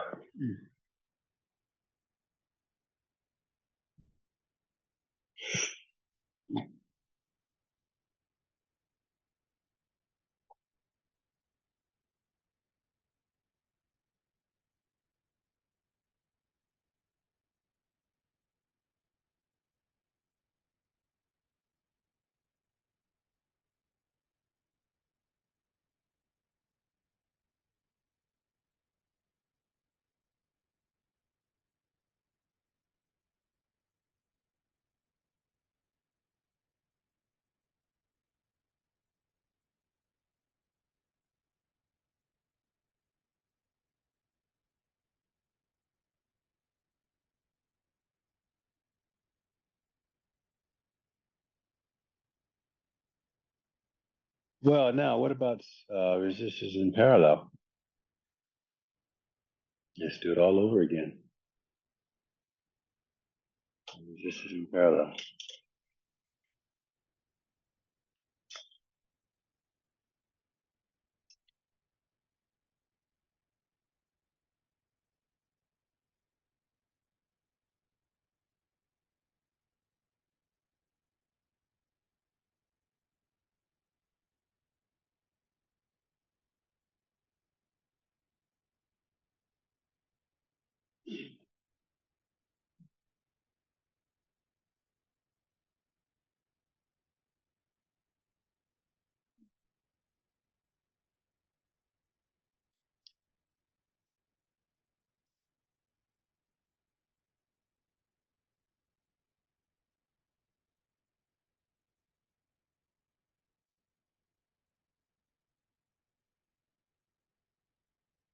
Hmm.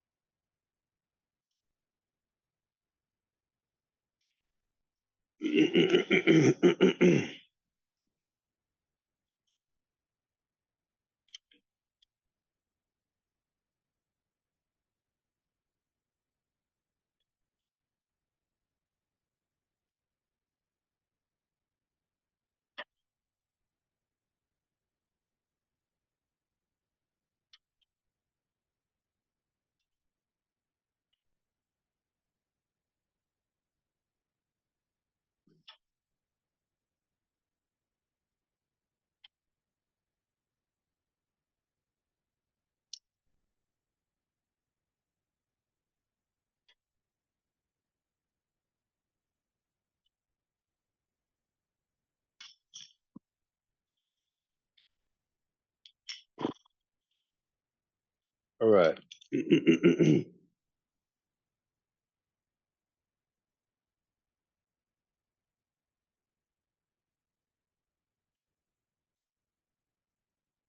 And here we are again with our circuit. And we have resistors in parallel. And we start off with the definition of how do you know they're in parallel? The definition is that, resistors that have inherently different current are in parallel. Well, they aren't necessarily in parallel, but they're definitely not in series. But uh, ultimately, we'll see that they will be, you can have complex circuits, and here we only have two resistors. So to say that these resistors are in parallel with one another for this simple circuit is appropriate. It's not so obvious when you might have 50 resilient, resistors in a circuit, and at some split, it's not obvious that just because initially there looks like, well, yeah, I guess we could say that. But just the bottom line is that if the current is not the same, then two resistors are not in series, they must be in parallel. So we can go with that definition. So again, what constitutes a resistors in parallel is having inherently different current, meaning surely if we choose the resistances to be the same, when the current gets to this node, it's going to split, and it could split equally if the resistances are the same. Basically, the current takes the path of least resistance. So more current is going to go down the path of where the resistance is less. But if the resistances are equal, then the current splits equally at the junction. That's how it works. So if the current, so if two resistors have inherently different current, they are in parallel.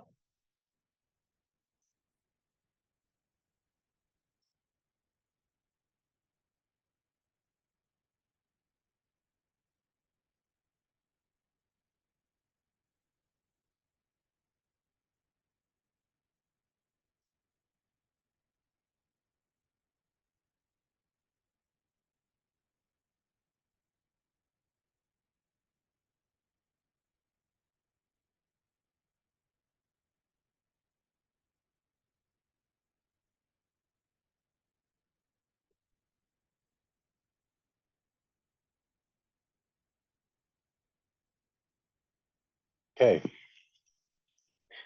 Two resistors have inherently different current. They are said to be in parallel.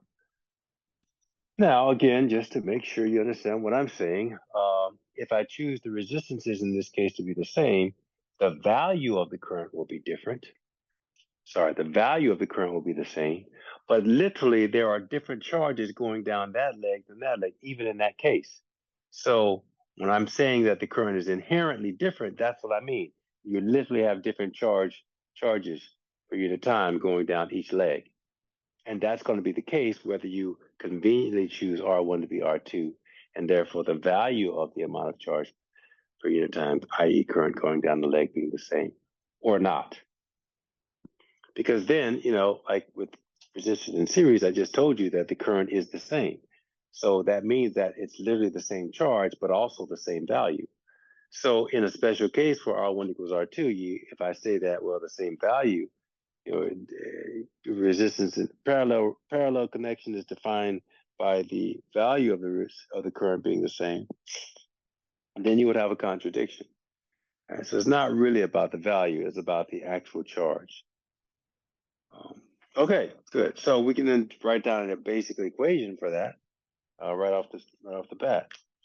That and again, we're trying to replace it with this circuit that has the equivalent resistance in it.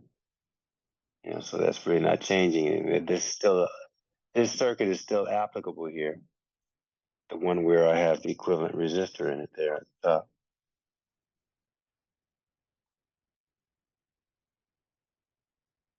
That's what you know, how does that relate to those two guys for a parallel circuit connection? So the current is still the same here. Right? Well, it's the current is yeah. So basically, IEQ. How does IEQ relate to I1 and I2? So let's show that over here, which I didn't do. That current I comes around this circle. So this is I here, and this is I. When I gets here, it splits. I have I1 going down that leg, and I2 going up this leg, right at that node, at that junction. Right? But charge is conserved. That's a conservation theorem that we kind of implicitly accept. Last semester, we had three conservation theorems, conservation of mechanical energy, conservation of linear momentum, and conservation of angular momentum. Here, we've got conservation of, and also we had conservation of mass, because mass is basically conservation, because of, quick and dirty quantum mechanics, E equals mc squared, which means that, that's Einstein's deal. Energy, inherent energy of matter is equal to matter times the speed of light squared, which basically is telling you that matter is just energy. If you solve that for mass, you have mass is equal to energy divided by speed squared. So what I'm getting at is that the fact that mass is conserved is just a repercussion of conservation of energy, right? But a universal, not just conservation of mechanical energy, conservation of energy at large, as a whole. Because what we said back in mechanics is that when you lose mechanical energy, it turns into heat, right? And the heat dissipates, causes the molecules of air to be more energetic. On a quantum level, there is all that stuff is just energy. It's just energy in different forms and different frequencies of vibration. So the idea that if somehow I start with charge, and remember, a battery doesn't put charge into a circuit.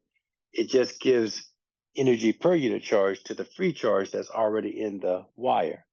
So that charge is stagnant before I close the switch. When I close the switch, it sees a potential hill, charge starts to move collectively, and we call it current. Okay, we got that. We've done that, So, but now the charge is just, it's matter, right? It has a mass.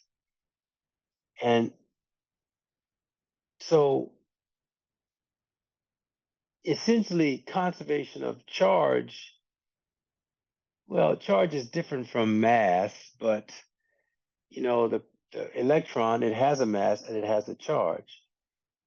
And I don't think we fully understand all this, right? But what we can say from a conventional point of view is that the charge is inherently associated with the electron, right? So even though the charge and the mass are two different things, it's associated with that electron. So unless you split the electron, destroy the electron, the amount of charge on it is not going to stay the same.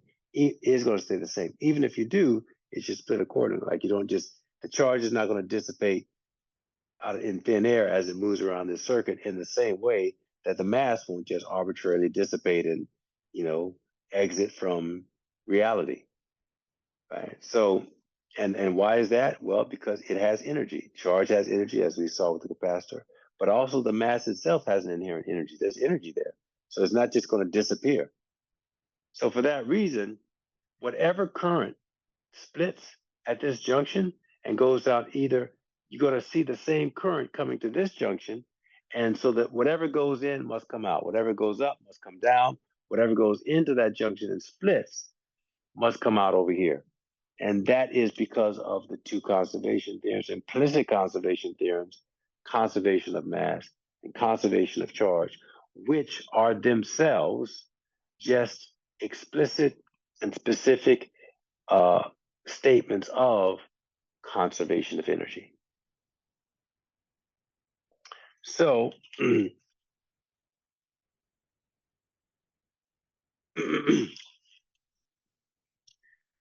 I2 goes into that junction, I1 goes into that junction, and I equivalent or I comes out.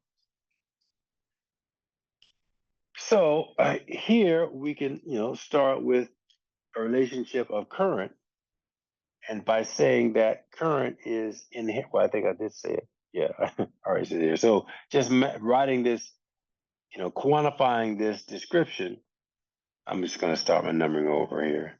It will say that I equivalent basically equals I1 plus I2. So they're not the same currents. But,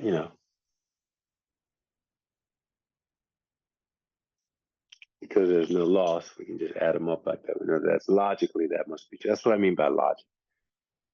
There's no physics equation that dictates or concept that dictates. It's just logic. Well, I guess the concept is conservation of energy and charge and mass, but you know, you then apply it, you deduce this result. Now, what about voltage? Well, that's easy. When we do a voltage analysis, right? Positions 1, 2, 3, 4, 5, and 6. Again, if we go through and we recognize the positive lead as V plus here, this is V minus. In our simple circuit analysis, just like before, we see that if there's no circuit element, and the switch, it's just a switch. It doesn't it's not really considered an element in the sense of a, voltage carrying element. So you go across the switch, and this is V plus at position 2, no element. So then V plus at position, so position 1, V plus, because of V plus here, and V plus at position 2, because no element, and V plus at position 3, because no element. And over here, V6 is V minus, V5 is V minus, V4 is V minus. Right? So basically, the voltage across that leg is delta V, this leg is delta V, this leg is delta V. So what we say is that the voltage is inherently the same. And remember, doesn't have anything to do with what the how much current is going down. Well, I guess it is related to the current and the resistance, but it doesn't split that way. In other words, it doesn't matter that the resistances are not equal. You'll still have the same voltage across each leg. And Ohm's law works out because it's a linear relationship, because these resistances are dictating the amount of current that goes down each leg. Turns out that only the amount of current goes out, that when you multiply it by the resistance, it's going to equal the voltage of the battery for each leg, even though the currents and the resistances are different. Beautiful physics there, really nice symmetry. And that's just, how do we know that? Well, because it's empirical. We just observed it. And from that, we deduced these rules that we're saying. So the voltage is inherently the same for resistors in parallel, regardless of the value of the resistances.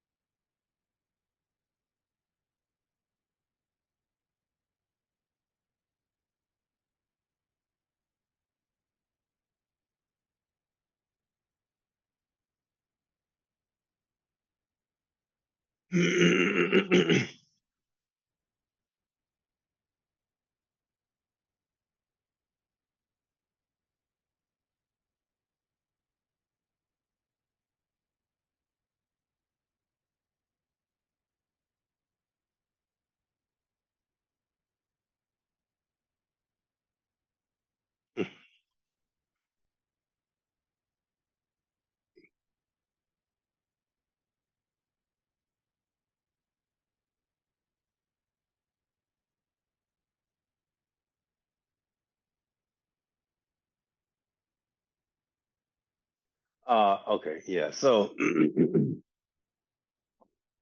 what am I saying? I'm sorry, I just had a reverie there. What am I doing? Current, yeah. Current is inherently different. Yeah, so that's that. That's it.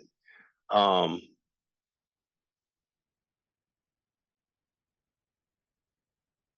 yeah. So now we can we can employ Ohm's law again, which is delta V, but I'll solve it for current. So current then is equal to is the voltage divided by the resistance. So if I make that specific to each one of these terms and substitute 2 into 3 or 2 into 1, then I'm back to the equivalent voltage over the equivalent. Oh, and I forgot to write the voltage equation. I'll write it here. Yeah, so I said it, but I didn't write it down. So equivalent resistance. We'll write it here in a minute. So I delta V 1 over R1 plus delta V2 over R2. And as I said, because of a voltage analysis, we see that the voltages are all the same. Delta V equivalent is equal to delta V. And by the way, I didn't explicitly point out I usually do that. This thing here is representing this entire leg right there. So placing that. Oh, that's a little bit not as, I mean, still trivial, but it's not as easy to see as how the equivalent resistance replaces resistance in parallel as compared to resistance in series. But there you have it. And delta V1 equals delta V2. So as I said, voltage is inherently the same. So so that should have been, this equation should have been here. So now we take equation 4 and substitute into equation 3. And what we have is all those voltages become the same. So we have delta V over R equivalent equals delta V over R1 equals delta V over R2. And all of the delta V's then cancel out. That goes, that goes, that goes. And I am left with uh, 1 over REQ equals 1 over R1 plus 1 over R2. I like to write it this way. A couple ways people do this, but I just like to do this. REQ, taking the reciprocal, so I have to take the reciprocal of the other side, R1 plus R2, and then just the reciprocal of the whole thing. So then when I write my recursion relationship for resistances, this is in series, or in parallel, excuse me, I have that R E Q is equal to the summation of I equals 1 to N of the 1 over R sub I, but I like to just do it like this. And all that's raised to negative first power. So what we say is that resistance, um, the reciprocal, what I say is the reciprocal of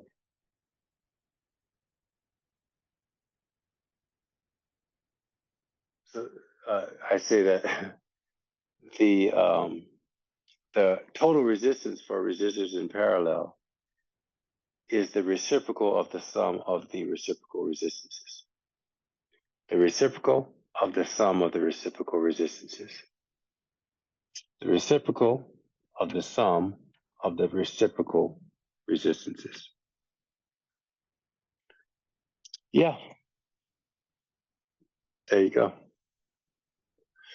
So we've only got a few minutes left in class, but I usually do like a series of problems where we just work all this stuff out in class and with various problems to show how we. It's a couple methods that you can use, employ to do a circuit analysis. The simplest method is something called the Ohm's law method, which employs these equations that I just derived for you and the kind of voltage analysis of the circuit going through. More complex you can only use I call it the Ohm's law method. You can only use this method whenever you have a simple circuit where there's only one battery in the circuit, or at least the problem is you need to know the direction of the current in order to apply Ohm's law. And so you can only do that if you have simple circuits with one or two, usually one battery, that is. When you have more than one battery, certainly in different legs, I guess what this is, you could have more than one battery in the same leg, and then it becomes a trivial problem where you could just combine the batteries. So you're back to just one battery in one leg. But when you have more than one battery in different legs, it starts to get complicated very fast, very quickly, and we have to go to a more advanced method of circuit analysis called Kirchhoff's rules, which we'll do that on Wednesday. But for the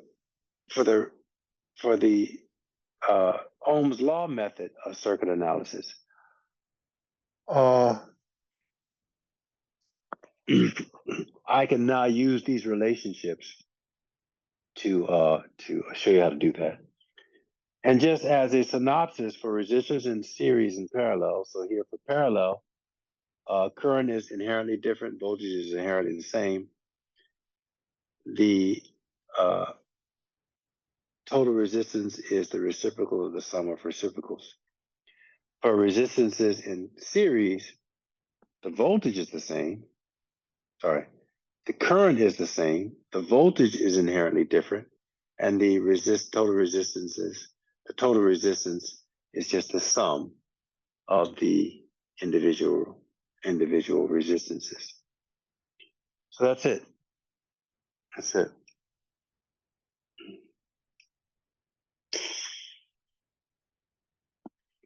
Well, I don't have much space on the board, so I have to erase everything in order for me to put up, do an example problem or two.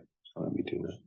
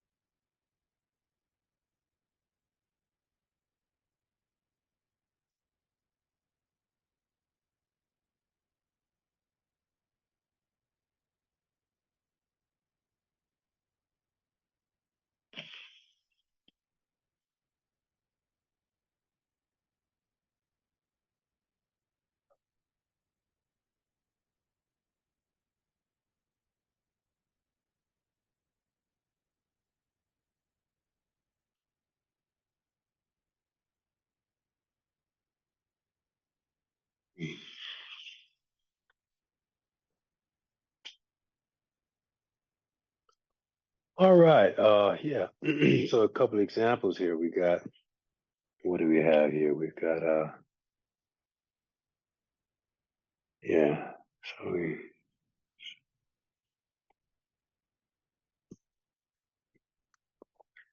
I guess I start off with the simple examples. Sure. Why not? I'm gonna just write these up and do one or two and have you work on them at home too. So let's just start with the basic ones that we just kind of did. So let's see, two parallel resistors. So in all of these problems, we're going to find the equivalent resistance, and then the current through each resistor. Kind of did something like that with capacitors, right? We did total capacitance and then charge. Here we're doing total resistance and then current through each resistor. And here we've got two 5-ohm resistors. So 5.0. Let's go with two significant digits. 5.0 ohms. And the voltage we'll say was it 8 volts? Yeah, 8.0 volts. 8.0 volts.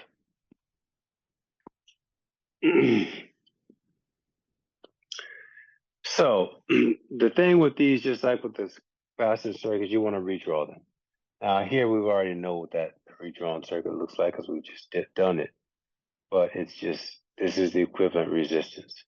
So you want to keep redrawing and combining the circuits, the resistances, till you get down to the equivalent resistance, REQ. So what is that? Well, here it's just simple. It's just going to go right by. You can see that these are in parallel. How do you know? Because the current is inherently different. It splits. Voltage is the same thing. So it's just going to be the equivalent resistance is going to be about that formula that I just erased. So the equivalent resistance then, I have an inverse logic calculator. So excuse me on this. It's very easy to do it. So 2.5. Yeah. So 5 reciprocal, 5 reciprocal, add reciprocal, yeah. So the reciprocal resistance is the total resistance is 2.5 ohms. Okay.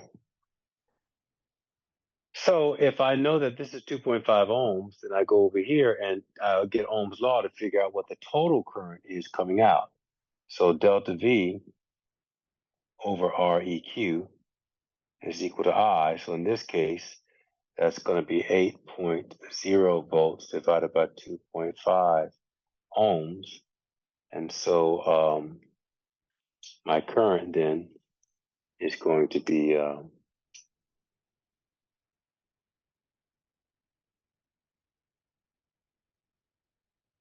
3.2 amps. And that's the turn. Now that's just I coming out of the battery. What about when it splits? Well, here I can just do logic because I told you since the resistances are the same, even though the current is inherently the same or inherently different, and you have different charge per unit time going down each leg, because I chose the resistances to be the same, then the value of that current is the same. So we can say that I1 or I5, I guess, equals I5 equals 3.2 amps. Oh, wait a minute. I do volts and why is it? Oh, I have 0.32 amps. What did I do something wrong? It's 5 or? Oh gosh, I had another resistor in there. A 10 ohm resistor on the side over here.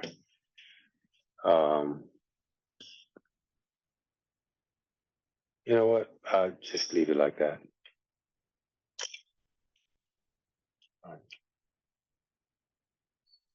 But that might be an interesting thing to do. Like, let's just put in another resistor over there and see how that changes. That'd be nice. Yeah, let's just do that.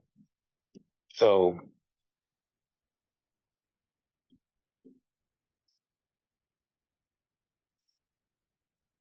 So this is going to be a combination with resistors in series and parallel in the same circuit, which is kind of nice. So let's see how that changes and how we handle it. So we'll keep these 5.0 ohms, and then 5.0 ohms. And this guy will make 10.0 ohms. We'll keep this 5 volts. So delta V, 5 volts. Or 8 volts, 8.0 volts. All right. So now,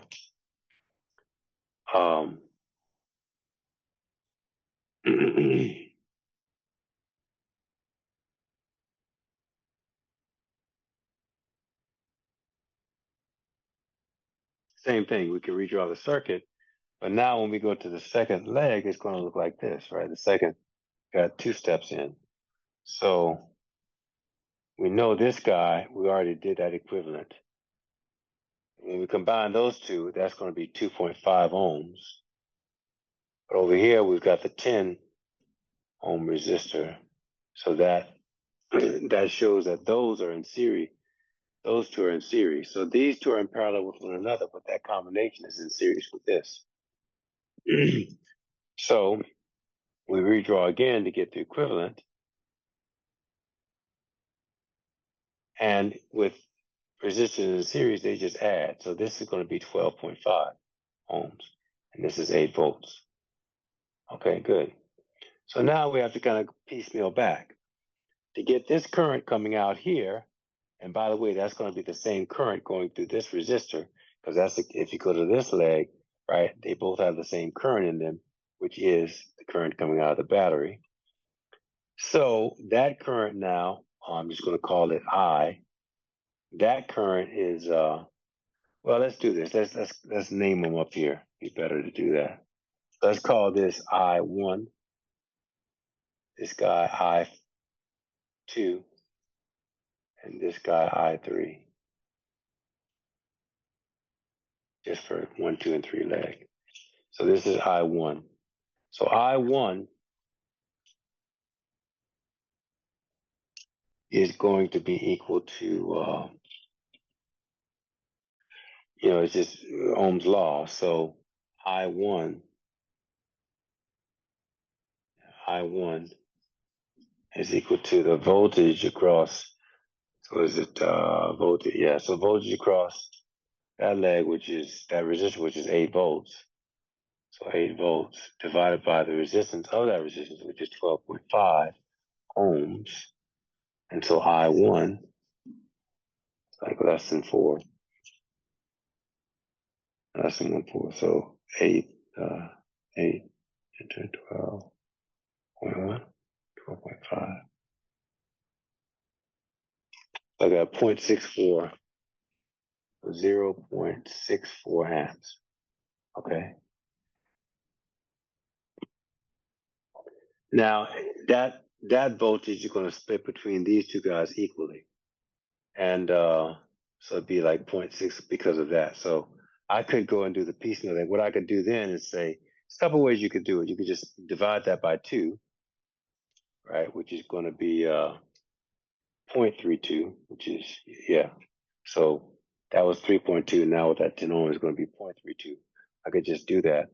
Or I could prove it a little bit more rigorously, right, by doing this. I can say, okay, this voltage right here,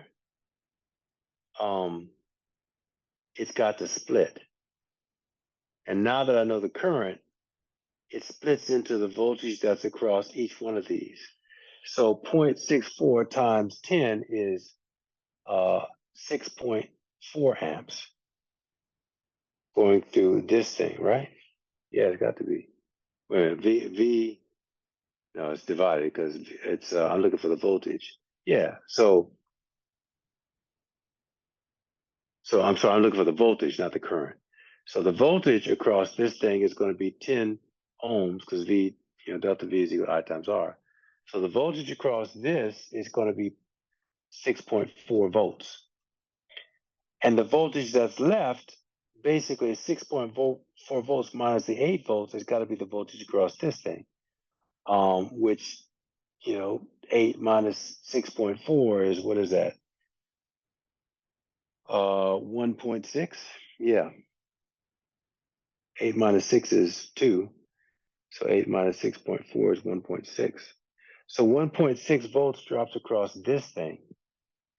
So I could take that and divide it by the, use Ohm's law dividing by the resistance of that to get the current.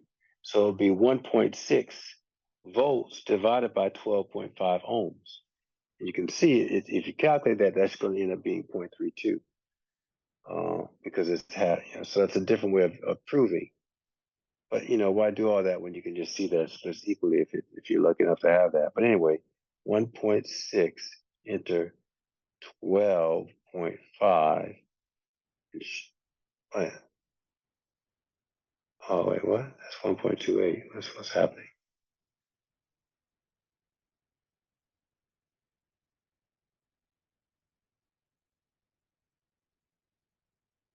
0.64 current, is that right? Yeah, 8. So then you get 0.64 into 10 times, 6.4, and then 0.644 into 2.5 times. I'm sorry, that's not the current, that's the voltage. It's 1.6 volts, not current. I keep doing that. So 1.6 volts across that thing, across this leg. So 1.6 volts, yeah. So now it's current I'm trying to find. So it's actually 1.6 divided by 2.5, not the other way around. And also I did the 12.5. Yeah, I don't know. Yeah, so it's 1.6 divided by 2.5, not 12.5. So 1.6 into 2.5.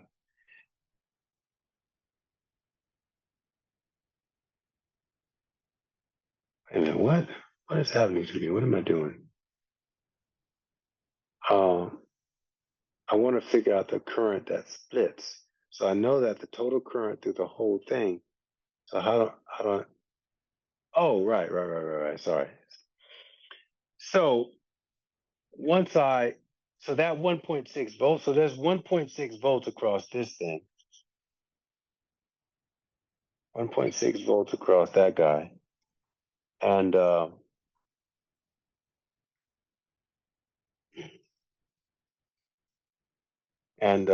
it, 6.4 volts across this guy. Now, resistors in parallel have the same voltage across them. That's one of the properties we just determined. So if that's got 1.6 volts, then this has got to have 1.6 volts, and this has got to have 1.6 volts. And so what I actually should be doing is that voltage divided by 5 ohms. 1.6 divided by 5. And that should end up being the 0.32. So 1.6 divided by 5. And we get 0.32. So we could do all of that and then of course it's the same current across this. So 1.32 amps goes to that point. Or I could have just, realized here that at this junction it splits evenly. And so then I2 equals I3 equals 0.32. But I wanted to do that. I guess I didn't specifically write it out. I did it in my head, really. None of it's so clear. But if these currents, if these voltages if these resistances are not the same, then I guess you could still kind of extrapolate. There's a method. I don't really teach that, but I forget what it's called. But because Ohm's law is a linear relationship, you can do a numbers thing, a ratio thing to determine how the ratio at which the current splits.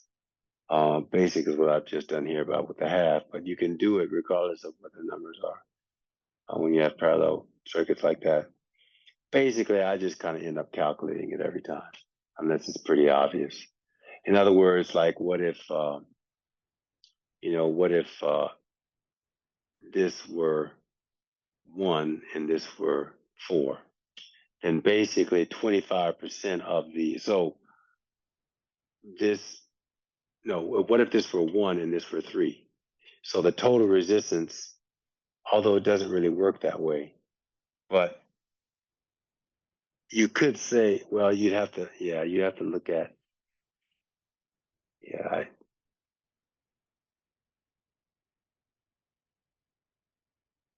mm,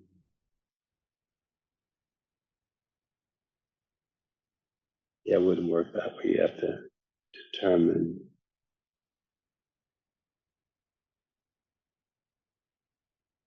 You know what? I don't teach that way, so I'm not going to do that. Anyway, um, yeah, I just kind of work it out with Ohm's law piecemeal. So, by knowing the voltages across each one, you can calculate that once you have the total current. Then you go back and you can use that voltage across each leg, and that allows you to use Ohm's law to get the current in each leg as well. So that's the way to quantitatively do that. Um, I got a couple more examples here, but there's examples in the book to let you work through that. I can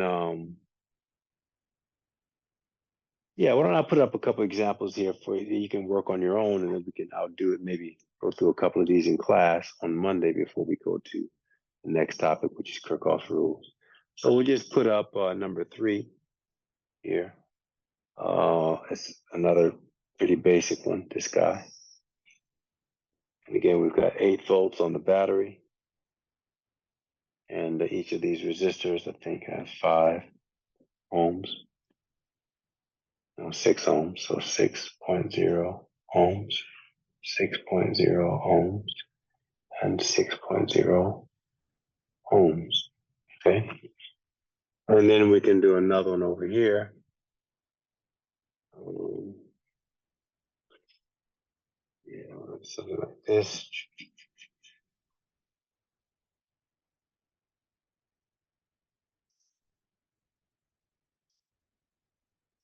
Okay. And again, this is 8 volts. So again, and all of these do the current in each leg and the total equivalent resistance of the whole thing. We got resistors all over the place here.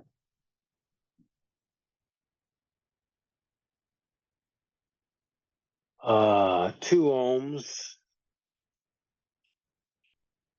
2 ohms,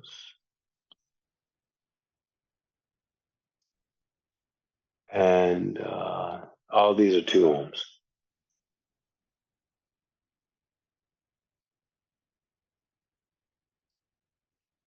Everything is 2 ohms. Find the equivalent resistance and the current in each leg. And finally,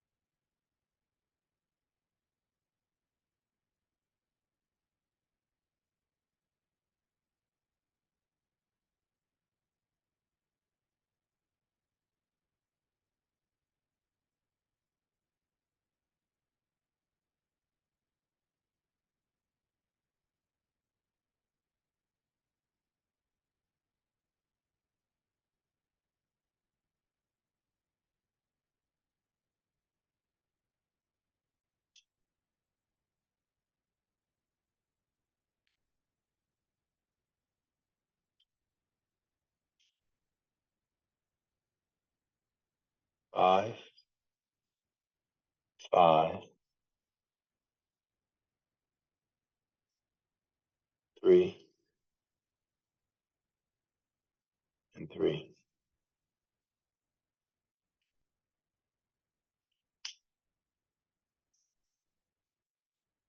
So knock those out for term. It's not really homework, but just as a on your own, and then yeah, and then, the chapters are assigned and to read and start working on the homeworks.